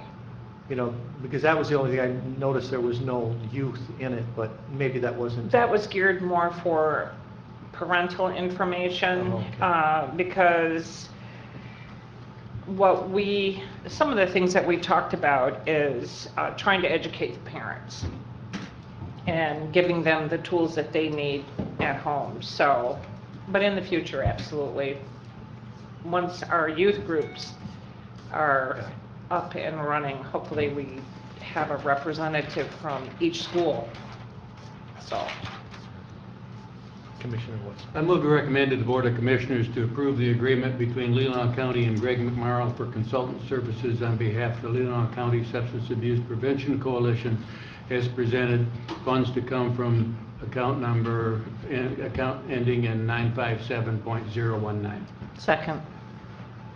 I think it's 967. Yes, it is. All those in favor? Aye. All those opposed? Motion passes 7-0. I am amazed. Go ahead. I was talking with somebody from Wexford County, and they had heard so much about Leelanau County's efforts. It's more than once I've heard people from other counties complimenting the coalition. So I am, amazed that the word is out there that we're doing good things. It's amazing because you do this work and we have meetings and you wonder, are you really making an impact? And after that presentation several weeks ago at Sutton's Bay School, there wasn't a great turnout, but some came. I ran into one of the parents who was there the following weekend, and she actually stopped me at the store and said that was so helpful for her and her husband because they just didn't know all this was out there, what the options are. So even if we impact just a few people like that, and they went and told all their friends, and they actually suggested that we do it again, videotape it, have it available. So, but just those two parents were so grateful for the information that they received because they were in a fog. They're going through the teenage years for the first time, and you get bombarded with all this information, and what do you do with it as parents? And they said that was just a great presentation, and this Ken who spoke about his impact with his son, losing his son. It could happen to anybody. This guy graduated from college with a degree in chemical engineering and got hooked on painkillers through medical procedures. Great kid by all accounts, and he ended up passing away. And these parents were so grateful just for the opportunity to get some information. And they talked to some people after the presentation. They said that was helpful. So Was that the physician and his wife? I don't know who they were. I don't know. But just that comment like that makes it all worthwhile. It does. All those in favor? Aye. All those opposed? I think we already did it. We already did that. Okay, so that That, Does that my mean fault. 12,000? Yeah, no. All right, so then that brings us to the 2% funding. You want to give me an update on the dialogue? Because you asked me to. Please. Yeah. As you know, last couple of months, we've been going back around to 2%. And at one board meeting, I think maybe it was 2 months ago, you asked me to have a dialogue. And so I contacted the Michigan Gaming Commission. They're appointed commissioners, but they do have a full-time staff. I think I mentioned this part before last month. I called, I got switched to office to office to office, and the same office I started off with. But I was able to get a hold of the gentleman, he's the associate director for the state, a full-time position. And we had a very nice, cordial discussion. But when I suggested we just have a dialogue about the 2% with the Grand Traverse Band, he said I would have to put that request in writing, put specifically what do we want to talk about. He could not comment or agree to a meeting unless it got approved by his boss and through the governor's office. So I said, thank you. So I put that in writing, sent him a nice email. He responded back to me a couple weeks later, once again very gracious. But after dialogue and review, he was not authorized to talk about it, and that any further requests would have to be forwarded to the governor's office legal division. And so I'm not optimistic that's going to be a very fruitful discussion. We did have a joint dialogue with Grand Traverse Chairman, one of the board members after our airport commission, because they're dealing with the same thing. They actually did have a meeting with the chairman of the Grand Traverse Band. It was cordial, but the chairman made it very clear, and I'm paraphrasing here because I was not at the meeting, but it's their process, it's their funds, and they're going to allocate funds they wish, the way they wish, and their priorities. And he has made this public at the meetings that I've gone to, is their priorities are first responders and nonprofits. And he did point out that every application that goes through is endorsed by a unit of government. So their claim is they are meeting the criteria. Units of government are the one that endorse them, pass it on to the tribe. So in terms of trying to have a dialogue with the Gaming Commission, that's not fruitful. I'm not sure we want to contact the legal counsel of the governor's office.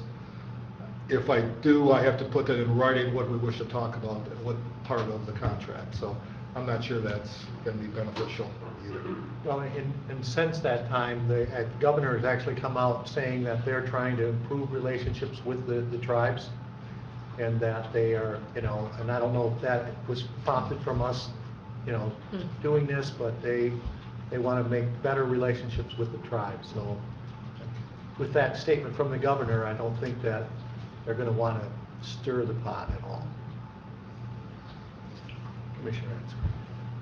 And we had discussions with Grand Traverse County in that we would follow the same guidelines as far as 2% requests.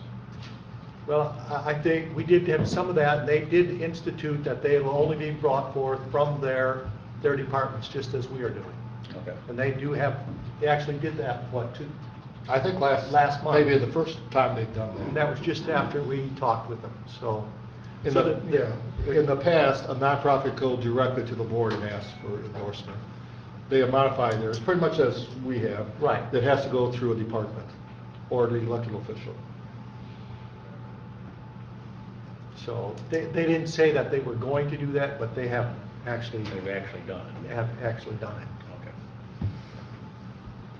So that brings us then to the 2%. So you have several requests in the past, you've gone by each one, do you want to go through each one, or how would you like to do it? Yeah, I don't, Commissioner Redmond. I would move to recommend to the Board of Commissioners to approve the Grand Traverse Band 2% allocation funding as a whole for the requested departments, family court, the amount of $7,650 for the Safe Haven program, family court for the purchase of kayaks, $11,000, MSU for the AmeriCorps 4-H STEAM project for $8,729, the Parks and Recs Commission invasive species eradication youth works for $12,000, the probate court Leelanau County Christian Neighbors $22,000, and the solid waste council tire recycling for $65,000. $100. Second. And the reason that I'm doing it in this way is because we've gone over this and over this so many different times, and we finally, I think we are at a point where these are all sponsored by county departments. They're, within the parameters that the tribe has, set forth, and I think we just need to move forward with these as a block rather than discuss each one individually. Commissioner Locke. Division of the question, please. Okay. So that we'll have to do each one individually. So the first one would be for the family, let's see. Yeah, Family Court, Child and Family Services Safe Haven Program. All those in favor? Aye. All those opposed? Motion passes 7-0. The replacement of the kayak purchase. All those in favor? Aye. All those opposed? Aye. The motion passes 6-1. The 4-H STEAM AmeriCorps project. All those in favor? Aye. All those opposed? Motion passes 7-0. The Park and Recreation Commission invasive species. All those in favor? Aye. All those opposed? Motion passes 7-0. Probate Court, Leelanau Christian Neighbors. All those in favor? Aye. All those opposed? Aye. The motion passes 5-2. Who are the two, please? Thank you. The Solid Waste Council tire recycling. All those in favor? Aye. All those opposed? Motion passes 7-0. So in D, then will it bring us to D, to set a date for the committee of the whole meetings for the review? And Laurel is here. Laurel, you want to come up here? And, she does a great job of structuring this, and what I'm passing out is kind of an update for Laurel on which ones have vacancy this year. And as you know by the bylaws, it says that you have a committee of the whole meeting. And so, Laura, do you want to give us an update? Do you have a suggested meeting date? Do you understand? Well, this happens to be one of those years where we only have 10 of our 17 boards and committees that require any kind of, that have vacancies. So with that being said, I'm proposing to you that perhaps you consider doing an afternoon committee of the whole of the executive board meeting date, if you want to consider that. I know a lot of times December's a busy month for everyone. Yeah. So Laura, what were you proposing? Do an afternoon committee of the whole session on the executive board date. The same date. Yes. December 10th. Is that the date, December 10th? Yeah. So if you look at the sheet, I've highlighted in yellow all the ones that are up for reappointment. And it's entirely up to you, but because we're not doing 17, we're doing only 10 of the 17, I'm thinking it might go fairly fast. Laura, what's the cutoff date for applications? It was the last Friday in October. Okay. And I've forwarded all the applications on to the various boards for review at their next meeting in this month. We did run ads, you probably saw them, it was on our website, so people are well aware of it. Do we have any recommendations that have come in from certain boards? Not at this time. I will also point out, though, there are a few, like the district health department does not make formal recommendations, so you won't see one from them. And Networks Northwest, they always do their own thing, where we just kind of are pass through. I know most organizations make their recommendations during the month of November, at the November meetings, so I'm sure we'll have some by December. Yeah. Okay. And do we know, I mean, it doesn't say on here who has served 3 terms or any kind of limit with No, that? I actually sent out emails to all the ones who were affected and found out who didn't want to, and if they were term limited, if they wanted to be reconsidered by the board waiving the rules on appointment. There was only a few, I think, who said they did. So once you set a date, we'll get you all that information. Yeah. Okay. As you know, Laura does a great job putting together a book for you. Right. So today, we're just looking to set a date, so we can I think December 10th sounds good. After the executive? I'm fine with that. As well. In November. We're here, let's just do it. Yeah. Okay, that's a committee meeting, so we don't have to do the signature official motion, we'll just post it as, Yeah, because it's a committee meeting. yeah, committee of the whole meeting. So December 10th, everyone's okay afterwards? Yeah. Okay. Great. Then we Laurel, have- these were beautiful. Thank you so much. Yes, for yeah, your- thank you. It was a great idea. Yeah, it's very well received. Thank you. Commissioner Ansari. Are you going to send out for the commissioners' preferences this year? Oh, you mean for the January organizational meeting? Yeah. Okay, that's not, yeah, but you have an organizational meeting, I think you're talking about the appointments. Commissioner appointments. Oh, okay, to committees and that. Right. Okay, well, yeah, I look at that in December, and then we'll go through it, during December, and then January, that's when we make the decision. Okay, but I don't, I'm just tagging on to that discussion. Do you Willie, want? if you have a preference or anything, let me know, because Okay. that helps. So you want us just to send it to you? Yeah. In whatever format we want to send it? Exactly. Email. And that'd be great. Thank you.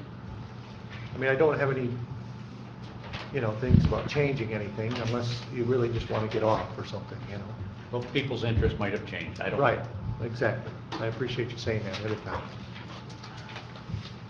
All right, so then that brings us to D&W. Yeah, let me Service give you an contract. update. Our contract expired several months ago. You asked me to enter negotiation with D&W. We did go out for bids 3 years ago, and Commissioner Bunnick was part of that interview team when he had, I think, 4 companies maybe that bid. As you know, we've been trying to maybe be a little more creative and come up with a different partnership with D&W just because Gary O'Connor does a fantastic job. So part of that, and I'm glad I did this. I want to thank Michelle and her staff, because I asked them to break down the D&W bills, because we get a bill, but it's labor and parts in one bill. So numbers are kind of inflated. So I asked Johanna Novak to go through every single bill the last 3 years, if she could break out the labor versus the parts.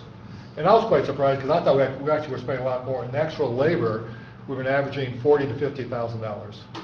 The bills, the amount we pay D&W has been greater, but a lot of that was because of all the work in this building. But the actual work, 1 year actually was $38,000 that we spent for Gary's services. So that helped. Also, when I met with D&W, and they're very, very gracious, but they point out correctly, they actually make more money when Mr. O'Connor is somewhere else. Oh, yeah. Their standard rate is $105 to $110 per hour. That's for their partnerships. They're charging us 80, right now I think 80. I thought it was 85. Yeah, 85. So I was trying to negotiate even a lower price. But they pointed out correctly that they actually make more money by having Gary somewhere else here. But they do like the partnership. It has worked out well for both sides.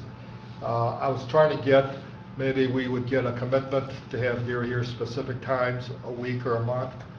But really, the numbers just don't work out. We're better off having him when we need him here, and it works better for D&W. So what you see is a proposal from D&W to extend it for 3 years. Basically, same type of agreement we have now, where he does specific maintenance things twice a year, and the rest of it is on call as needed. We do have a priority, and so I don't think there's been an incident where we have called and asked for Gary that he was not able to come. We try to be as proactive as possible. But they've been very gracious in allowing him to be here when we need him. So I recommend that we extend the contract by 3 years as proposed. How would we attach a dollar figure to that? It's on there. The specific amount for the maintenance, and then the rest is a fee of so many, let me get that page, per hour fee. We got contracted amount 20,000. Yeah, that's So for their maintenance that they do, which is included in a list of services, and on top of that, there's a hourly fee. Right. And we've got an amount that we've budgeted for it, but we Yeah. don't know, depending on how many repairs there are. how It's our much it would be. 75,000. Right. That's not for 3 years, though. Pardon me? No, that's That for would 1 make year. 3 years. for 1 year if it includes equipment? No, our budgeted amount for 1 year is 75,000 Yes. for the additional repairs that we, I think we're going to We're have. optimistic Okay. we'll be under that just because of all the work being done here. Have all new stuff. And all those heating units actually were a separate contract. Okay. So that's not Okay. coming from this. All right. They gave us a rate of $8,000, I think $50 for a heating unit. So that's separate from this. So I'm optimistic that with all the work that's being taken care here, that we'll actually have them less. If you look, I think we actually have gone down this year to past year because of the jail situation. Right. But like I said, I actually was surprised when I broke down the bill. The majority of the bills have been for actual parts and equipment.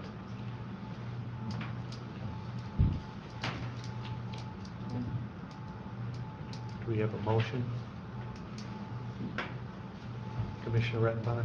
I move to recommend to the Board of Commissioners approval of the proposed 3-year HVAC inspection service agreement between Leelanau County and D&W Mechanical of Traverse City, Michigan, pending council review and approval. Not to exceed the budgeted amount of $75,739 for the year of 2020, and in the contracted amount for $20,470 for that same year. Support. Funds to come from, it's okay, 801.001. Support. All those in favor? Aye. All those opposed? Motion passes 7-0. Thank you. Then that brings us to the outstanding vendor invoice clarification. Yeah, let me just give a quick overview. I think we're very fortunate here that we have a very dedicated sheriff and we have a very dedicated clerk that both do fantastic work on behalf of our citizens. So this is not about that. It's about our policies and procedures. And there's no question, the items that the sheriff bought were all legitimate. When you look at the vest, the camera bags, everything, that was, no one has questioned the legitimacy of those purchases. What has been an issue is the process used to purchase that, because the clerk's office is responsible for accounting, and we have policies and procedures in place that everyone has to follow. And unfortunately, that did not happen this time. For whatever reason, the sheriff chose to get a credit card from our treasurer. And the treasurer now would agree that it's probably a lack of judgment on his part and maybe not asking enough questions. Gave it to the sheriff, which he thought was, under a unique set of circumstances. And I can understand where the treasurer was coming from for a one-time purchase of some camera bags for the Maritime, or the Marine Patrol Division. Turned out there were several other purchases made. One of them was coins, and that became the legal issues. As you know, we got numerous opinions from our legal counsel, from our audit team, and Department of Treasury. I think what's important is why it's a gray area. None of them stated that what the clerk did was incorrect. They both reviewed it, they all agreed it's a gray area, but nowhere did either the legal counsel or the auditing team or even the Department of Treasury say the clerk was incorrect on what she did. They said it's a gray area, so we kind of went back and forth. You do have a recommendation from our legal counsel, Mr. Cole, to pay the bill. We talked to Mr. Peacock numerous times. He says as long as there's no legal issues, and as long as the Board of Commissioners approve the bill, then there will not be an audit finding. He's one of the legal counsel says as long as the board pays the bills and makes a motion, if you choose to, there's no legal issues. The Department of Treasury looked at this. If you saw their letter, they said it's a gray area and it's up to the county to decide how they want to handle it.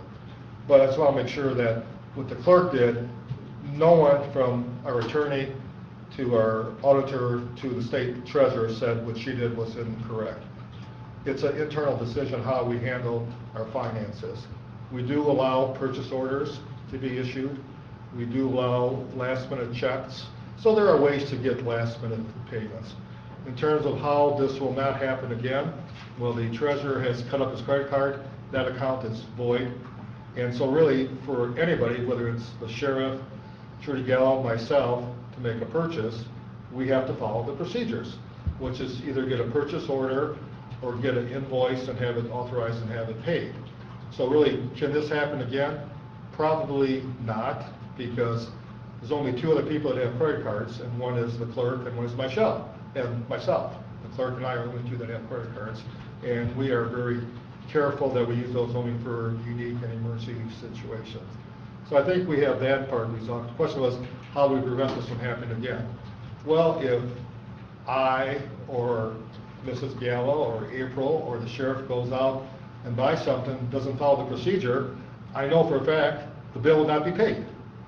And that has been our standard practice for as long as I've been here.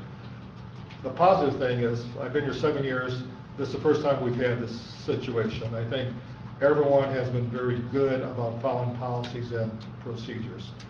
We have very few conflicts. When we do, we try to resolve them. This was kind of an unfortunate series of circumstances that happened. So really, I think you all know this has been quite controversial between the sheriff and the clerk's office. We have tried numerous times to find common ground.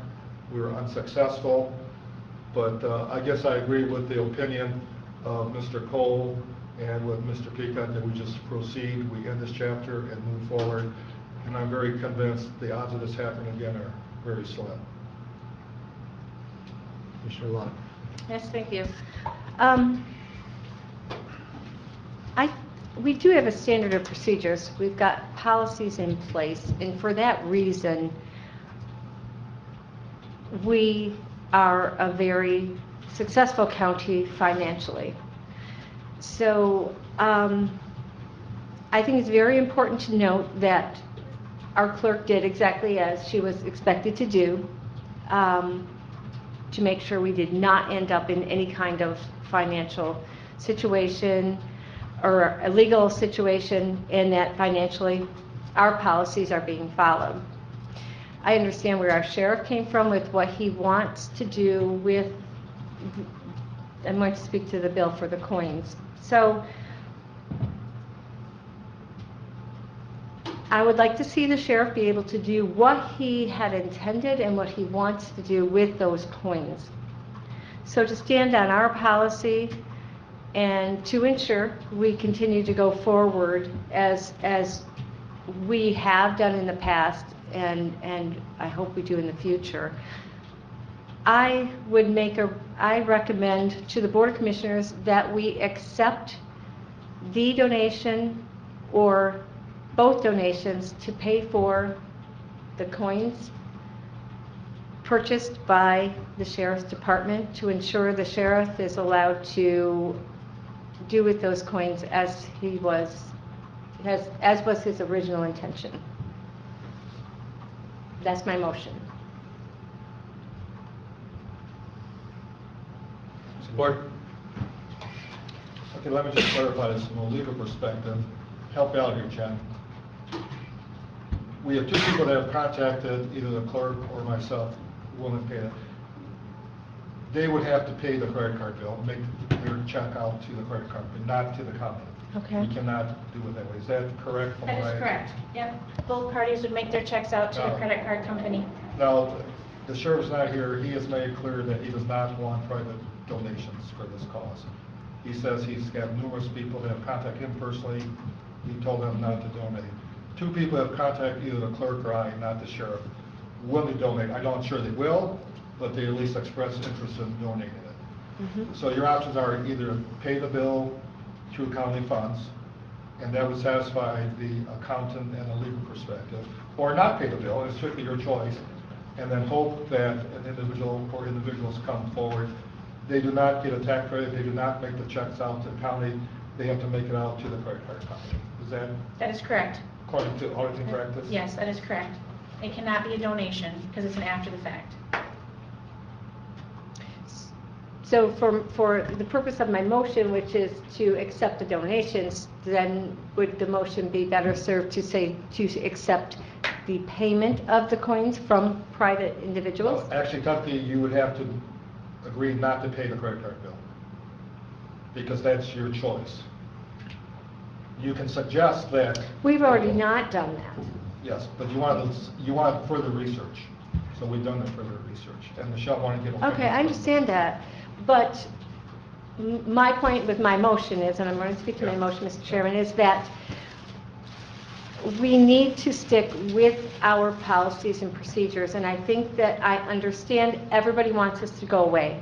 Everybody does. I didn't want to see it get this far.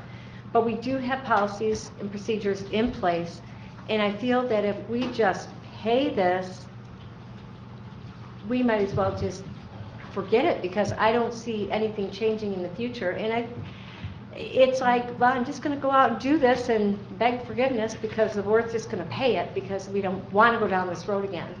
So I think that we have to be very, very careful. I think that if there is someone who was willing to pay for those, then the sheriff will be allowed to give them out as he chooses. If we pay that bill, he can't continue with what he wants to do by just handing them to people he chooses to hand them to. Well, let me say what the Department of Treasury said, and you can do it two ways. You can argue the exact same way, and they said they'd be fine with it. You can argue that those tokens are truly available for everyone in the county. They just have to serve or meet a certain criteria, some special deeds. So is there anyone in the county that's not eligible for a coin? Technically, no. They just have to do a certain standard. And the logic they use, for example, everyone is eligible to come here and have a cup of coffee, but they have to come to the meeting to have a cup of coffee. We're not going to drive to Empire to deliver a cup of coffee for someone, even though they're eligible for the cup of coffee. That, I thought, made the most sense the way the Department of Treasury representative addressed it to me. He could argue both ways on the coins. It was limited because it's not open to everyone in the county, where you can make the case that everyone was eligible, but you have to meet certain criteria. If he said that only people in these townships are eligible, that would be black and white. But you can't walk over to the sheriff's department and ask for a token and get one. No, but you could have certain criteria, as long Right, as everyone's but that's eligible. different than a cup of Yeah, so I'm coffee, just then, telling you because this somebody is drives to the argument. courthouse, walks in the jail and says, I want one of these cool tokens I paid for, they don't get one. I'm just saying this is the way the Department of Okay. Treasury Well- viewed it, and that's why they chose not to make a decision, and that's why they said it's a board decision. Commissioner Ansel. We have not got any feedback that there was a problem with our policies and procedures. There is no indication that the clerk was treating the sheriff different than any other department head. Let me address that, because I've been here 7 years, and it's maybe 4 or 5 times a year I get involved with bills or invoices or reimbursements. We handle those internally. We've been able to resolve all those. So I can honestly say the accounting office treats everyone equally, because I got involved just last month with a different department. And we try to keep those internal. We try to work it out. And until this incident, every single one of those have been resolved peacefully. So yes, we do treat everyone the same. We are not contemplating any change to our policies and procedures. The next thing is some clarification on travel policy, but that's separate. But in terms of purchasing, yes. But because of Mr. Gallagher canceling his credit card, the odds of this happening again with the credit card are very slim. I can't see a scenario where that would happen again. Commissioner Sudaslo. I think what's really at issue here is the policy. Are we going to set a precedent by doing something that you have not done, or the county has not done, the clerk has not done through the years, by treating this differently? So to me, that's where it comes down to. If we have a policy, inadvertently it was violated, so are we going to treat that any differently than we would anyone else you've dealt with this? Because if we do, we're setting a precedence. And then how do you deal with the next one that comes up, if it comes up? And it may never come up. And it certainly may not be the same thing. To me, it has nothing to do with coins. It has to do with the policy. Commissioner West. I seconded Melinda's motion because I thought that'd be one possibility. I think it's important that we clear the decks on this bill and we get it paid for. I wish we could do it the other way. I'm very disappointed in our sheriff. I sat through a meeting between the clerk and the sheriff, and I think I'm not pleased with the behavior. He's the chief law enforcement person in this county. He needs to learn to follow the rules. That said, I'm also very appreciative of our clerk and our clerk's office for doing exactly what we asked them to do. Monitor and enforce and give oversight to the policy. They've done that. So when we get rid of whatever we're going to do with this bill, I'd like this group to commend the clerk and the clerk's office through a motion supporting their exemplary service in this regard. They are doing exactly what we wanted them to do, and I think it's too bad that we've spent 2 months dealing with an issue about, does everybody have to follow our rules or just some people? So that's where I am. But it looks like the motion I seconded we can't do. You can modify it. To say, so if somebody were to make a motion to recommend that we amend the motion to say, I think that you would authorize me to pursue private donations to pay for them. Or not even donations, that's not the proper word. Private payment. Private payment of the bill. so I can amend my own motion to say instead of donations, private payment, to accept private payment? I would, so. So, do in that. other words, you're saying is not to use county funds, but to secure private payment for the Right. second bill. Right. Is that okay with the second? Yes. Yes. Commissioner Redpath? So my question is that going to trigger anything on the audit or? No. Okay, so as long as the bill gets paid, it doesn't matter if it's private or? As long as the county does not use allocated funds, then there's not an audit finding. If you use county funds, he's saying you need to have a motion from the board approving it. Yep, so there's two items, two issues. One was the use of the card, the second was the purchase. So you're clearing up by paying it on the purchase side of it. There still will be notes in the audit regarding the policy being not taken, yes, disregarded for the purchase. Commissioner Rush? I just have a question. How, if somebody could explain for me, how are the tokens different than, say, pens that are passed out at the Register of Deeds office or the clerk's office? How are the pens different than the tokens? Well, the simple response, anyone can walk in and get a pen. And if they ask for a pen, they can get a pen. The tokens are sort of put criteria on it. So what you're saying is the criteria, and if that criteria was removed, then there would be no issue. In theory, but you can't do it after the fact. Yes, That's the but I'm problem. saying Yes. going forward. Yeah, let's say in the future, let's just take the sheriff out of it. Let's say the Register of Deeds want to issue tokens. Right. And they were available on the counter that had the Register of Deeds name and phone number, for example. That'd be perfectly legitimate as long as everyone was eligible. Whether it's ethical or not to spend money that way, that's a separate issue. But they would meet the policy. One of the questions I asked is, can we just have these tokens available for everyone at the beginning to clarify this? Right. And the answer was no, because it's after the that. fact. And the sheriff, in his presentation to the board and in this email, had specific criteria outlined. Well, it was mentioned, that to interfere with the program that the sheriff may wanted to put in place, and not being able to buy tokens in the future.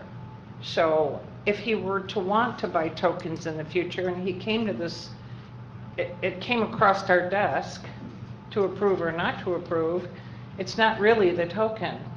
It's how the token, the language using the token that was used that created the problem. That's well stated, yes. Because nobody complains about pens or any other item that any other department buys. Well, a prime Or the example is little, the cards they use for Nico the dog. Right. Right. Those are available for everyone. If you called and wanted Right. a card, you would get a card. If you called and wanted a token, based on that criteria, you would not get a token. Right. That's the difference. So all I'm saying is going forward is we don't necessarily want to stop the purchase of tokens as long as the availability of the tokens is for all. Is that what we're saying? That's a fair statement. And I believe Michelle stated that also. If they were available for everyone, just if Dorothy Miller would buy pens, or Joe Hobble, or anybody else, as long as they're available for everyone, then as long as it's in the budget and follow the proper procedure, it'd be legitimate. Yeah. Commissioner Rettenbach. So to take it a step further, I mean, when he hands out the teddy bears, they're handed out because he's received donations for Those are teddy free, bears. yeah, they're So- all purchases. Yeah. Those are all donated. So, just to clarify, could you repeat the motion as amended? I'm okay, I mean, I'm okay if it is reimbursed with the donations, but I'm They have for to pay sticking. us. Pardon me? They have to pay They have to the pay. credit Yeah. card bill. Right, okay. That's, all right. It's not going to be a donation. Okay. Yeah, but to all make right. that clear, So the- that's what I want to make sure. Okay. So the motion I'm good reads, with that. the first motion is motion by Lautner to accept both donations to pay for coins purchased by the sheriff, seconded by Wessel, and then amended to state, To accept private pay yes, for the purchase. yes. The The payment amended for motion the to say payment not of- to use county funds, but pay the bill with private payment. Okay. Yeah, the key is not to use county funds. Okay. And if that's not successful, we're going to be right back here addressing the same issue. That's right. Exactly. So I would like to further amend to say if we are unsuccessful with private payments, that we pay the bill. May I suggest, Yeah. I can call, if you just move this forward, I Let's can call move the it two forward. donors. Yeah. I will know by next week where they say yes or no, and then you can decide how to proceed. And then you'll put on the agenda that we have to accept a payment from them? No, if the two individuals that contacted the clerk and I agreed to payment's it, been made. they will make the payment right to the credit card, you will not be involved. Okay. It'll be underneath the 500, so we don't have to have anything to do with it. It's not under. But it's not a donation, so you will not deal with it. Okay, it's private. All right. It'll be a payment made out to the credit card company. All those in Not to the company. favor? Aye. All those opposed? Motion passes 7-0. Did you want to? I wanted to make a comment, and then I want to make a motion. My comment was, I want to make sure that this was an honest mistake probably. But as I read history, most honest mistakes turn into problems if you never know when to say, I messed up. Yeah. I sat through a meeting, the chairman was in that meeting. I talked to our clerk. I think there's been a lot of stress involved in this, and a lot of praise should go to the clerk for her part in and oversight. So my motion is I move to recommend that the Board of Commissioners recognize and commend the clerk and the clerk's office staff for the responsible oversight and compliance with county budget and purchasing dollars. Second? Policy, not dollars, policy. Second. Commissioner Ansori? Can we wait till this thing's resolved? I don't know if this is gonna work or not. But, You want to move it forward to next Tuesday? No, I'm Whether or not it's resolved, I think the clerk did exactly what we wanted her to do. and I don't disagree. Okay. All those in favor? Aye. All those opposed? Motion passes 7-0. I just wanted to clarify, just because I'm fairly new. So when moving the amended motion to Tuesday, do we have to have a motion on the record to move it? You just, no, it's, when you did that, we're good. We're good. The amended motion moves forward. Yeah. Ooh, The amended motion moves Yes, forward. yes, Okay. yeah. If it passes, it automatically moves forward.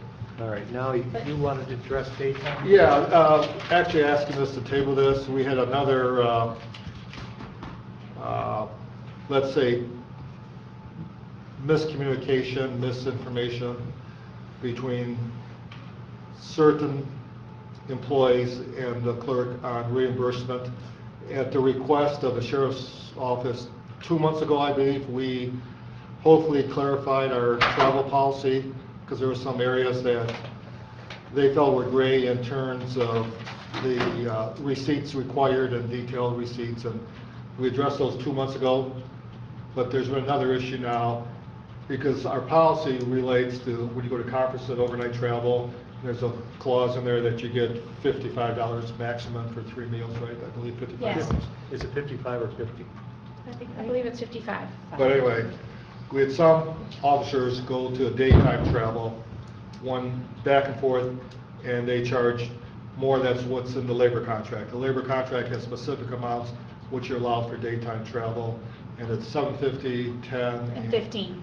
However, they're saying their interpretation of the policy is different, and that the sheriff has authorized them to spend this extra money. So we're working on that, trying to get that clarified.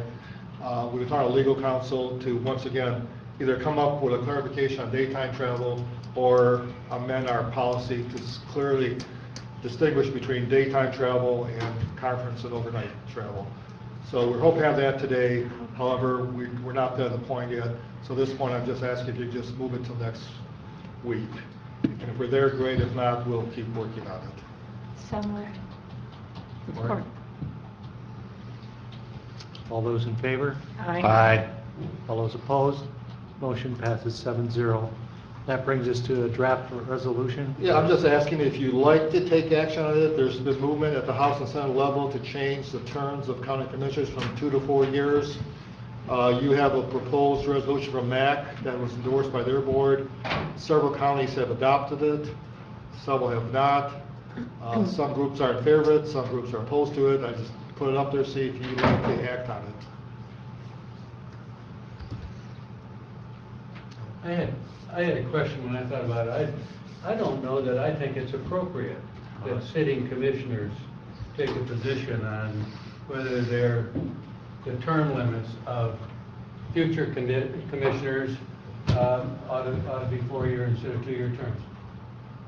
I mean, I just don't know if it, maybe I think the reason, from what I understand from going to the last MAC meeting, a lot of members of the House and Senate are asking for input from their local areas. So what do you think about this? So I think that's why MAC drafted that resolution, because before our state rep or our state senator vote on it, some of them are asking for input from their local districts. See, and I think that, you know, our U.S. representatives are 2 years, and our state representatives are 2 years. So I don't understand why the commissioners would be 4 years. All the other elected officials are 4 years. Well, county ones, yes. Yes. But it's, you know, but I'm saying that I think if you did commissioners at 2 years, at 4 years, it would actually give them a free chance to run against a state representative and still keep their position. But I would say there's nothing free about it. So Well, no, by you're running right. every 2 years, you spend your salary every other year on just rerunning to serve. So nothing free about it, I would say that. But you do get a shot at them when they're Yeah, if you want. I can tell you from the meeting in Grayling, that is exactly the concern that some members have. Also, there are organizations, the Clerks Association, Register of Deeds, so forth, that have the same concerns, because you get the same argument. You can be a sitting commissioner and vote and run against an incumbent county official without jeopardizing your seat if it's a 4-year, because they'd be staggered. That's what we'll So, say. same but thing, yeah. At the same time, I think the state rep should be 4 years too. I mean, 2 Right, years is I'm just not. It's too short. Long enough. But the U.S. representatives are 2 years, and I think that's what it that's all too leads down short, to. too. Their reasoning behind it, if you read that, was that when it was first set up to run the county with supervisors, the township, and those were 4-year terms, which are still 4-year terms. And so they're saying because that was the initial setup, that we should go back to that, and it should be 4-year terms for commissioners. But it was actually 4 years for the supervisor, and they automatically became a county commissioner. So it was a board of supervisors before. So I don't really want to vote for it, but I don't either. I'm not interested. All right. We usually don't act on No. those. All right, so then we'll forego that, and now we have to look at a proposed closed session. Yeah, as you know, our labor contracts expire this year. We've been successful in the past in negotiations. And under Michigan state law, we have the right to go to closed session to discuss negotiations. We do have sessions scheduled in 2 weeks. And so I recommend that we go into closed session and talk about upcoming contract negotiation as allowed by state law. So moved. Support. Yeah, I believe this is a roll call vote. Yes, that's what I was going to say. We have to actually vote on By it. 2/3. Yeah. Was there anything else you wanted to add? No, I just wanted to make sure that we voted to go into closed session Let's stay in. by roll call We vote. turn it down, we'll stay in open session and discuss our strategy I right would here, not right? recommend that. Okay. Commissioner Wessel, Yes. Commissioner Answerby, Yes? Chairman Bunnet, Yes. Commissioner Lautner, Yes. Commissioner Rettenbach, Yes? Commissioner Rushton, Yes. Commissioner Sotis Little. Yes. Okay. Don't take this personally. I'm taking it personally. Oh, you can wait around, we'll be back. Yeah, I would, that's why I said that. Support. All right. All those in favor? Aye. All those opposed? Motion passes 7-0. We're now back into regular session. All right, so then that brings us to a review of financials. That's yours, I think. No, I have one. Go ahead, Commissioner Locke. So we don't have it, John. I asked a couple of my questions already. That was nice to have the jail here to answer the books, and I had the heat pumps. There was on page 1 and then page 13, Jen, there was like welding at Ace Welding to put some wheels on a cart, and then there was a cart, a hydraulic cart. Is that all the same? Did he buy it in pieces and put it together, or some odd thing? Although I can tell you that card has been a godsend, and I compliment Jerry for coming up. It's a card that actually helped us move all the office's furniture. You can jack it up. And The hydraulic, 2 or 3 that's a guys hydraulic. moving it. Okay. It's saved a lot of time. So is that that's what he did? I'm Did he- guessing. It doesn't tell me which card, it just Yeah. says that they welded them, welded Yeah. the And put casters It on. was on custom it? made, Jerry said, he kind of customized. Well, that's what it sounded But it was like. very That was- clever. I was watching them, I'm thinking it's gonna take a while to move all the furniture in my office, and Jerry came out with his cart, and one person, Dwayne, was able to jack it up and Yep. slide it, because it's on wheels. Okay. Kind of like a piano mover. Yeah, so it was, You can carry a Okay. lot of weight. Oh, very cool. Okay. And then I knew we had noticed the gutter was out there, that the gutter out front was not Repaired. right. And they came and they fixed it during one of our meetings, but it was damaged, it said. We had to pay for that? What damaged it? I don't know what to do. I talked with Jerry about it, to get it repaired, and he said that the window guys who were cleaning the windows damaged it, and that he was going to make sure, try to have them repair it. It was page 11, Jen. But I don't, yeah. It was like I don't remember, $700 and some, $800 and some dollars maybe. How would the window people have damaged I don't know. a That's gutter? what, I don't know. I don't know, maybe put a ladder, I don't know. It Let me must have find put- out, I just don't, I don't know. 'Cause it wouldn't have been ice yet. No. Okay, in the basement, page 6, Jen, there was the vending machine. Do we own the vending machine in the basement? And somebody fills it? Or, Page 6? yeah, I thought it was page 6. And I hope I didn't get into post audit. Would that What was have been the post amount? audit? Oh, I don't know. Global was the vendor. Global equipment is, Hand-operated hydraulic fracture bending machine and equipment moving dolly pair. So it's, no, that's the thing he's talking about, that they purchased it. So that's the title of that thing that they bought. So it's a hand-operated hydraulic furniture / vending machine / I see. equipment moving dolly. Gotcha, Yes. okay. No, we don't own our That's what he's vending machine. calling it, okay, so Yes. that's what I thought, those are all contracted out, somebody else does all Yes, that, Canteen okay. does that for us. Okay. And then my final question is, we have a lot of guardianship review bills. So how is that working? There was Nancy Giles, Madonna Jackson, Tom Mayhew, Wall Group, Kathy Wajeska, Marie Walker. There was a lot of I think we can request that documentation from the judge for you, and then she can explain what they're doing. Typically,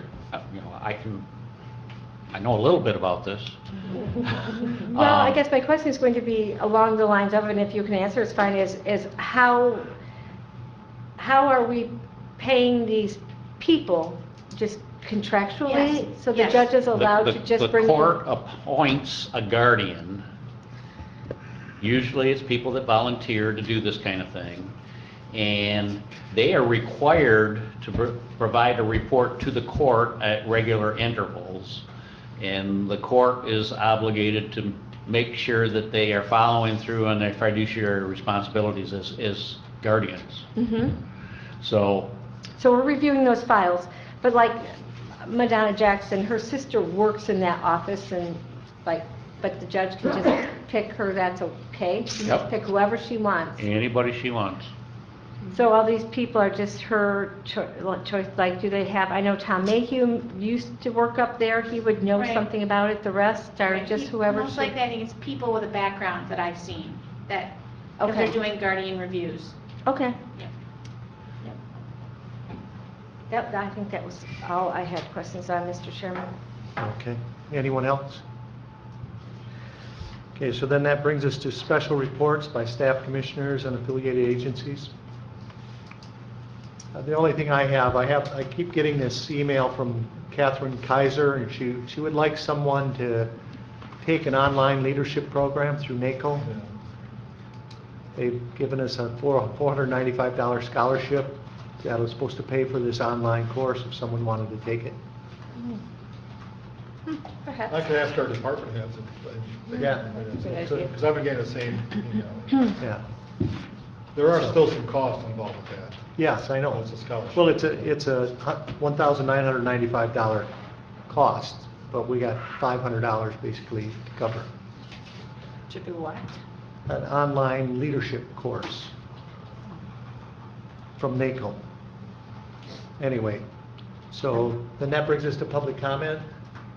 No? All right, commissioner comments? Approval of financials? I would recommend approval of claims and accounts, $159,424.33. Second. All those in favor? Aye. All those opposed? Motion passes 7-0. I would recommend approval of post audit, $11,668,011.77. Support. All those in favor? Aye. All those opposed? Motion passes 7-0. So then that brings us to... That was a we big are- post audit though. What? A lot of money. We are adjourned. Well, we missed our AED training. Would, if there's enough of you interested, I'd be glad to set up a class just for the commissioners. And there may be some of you that missed today.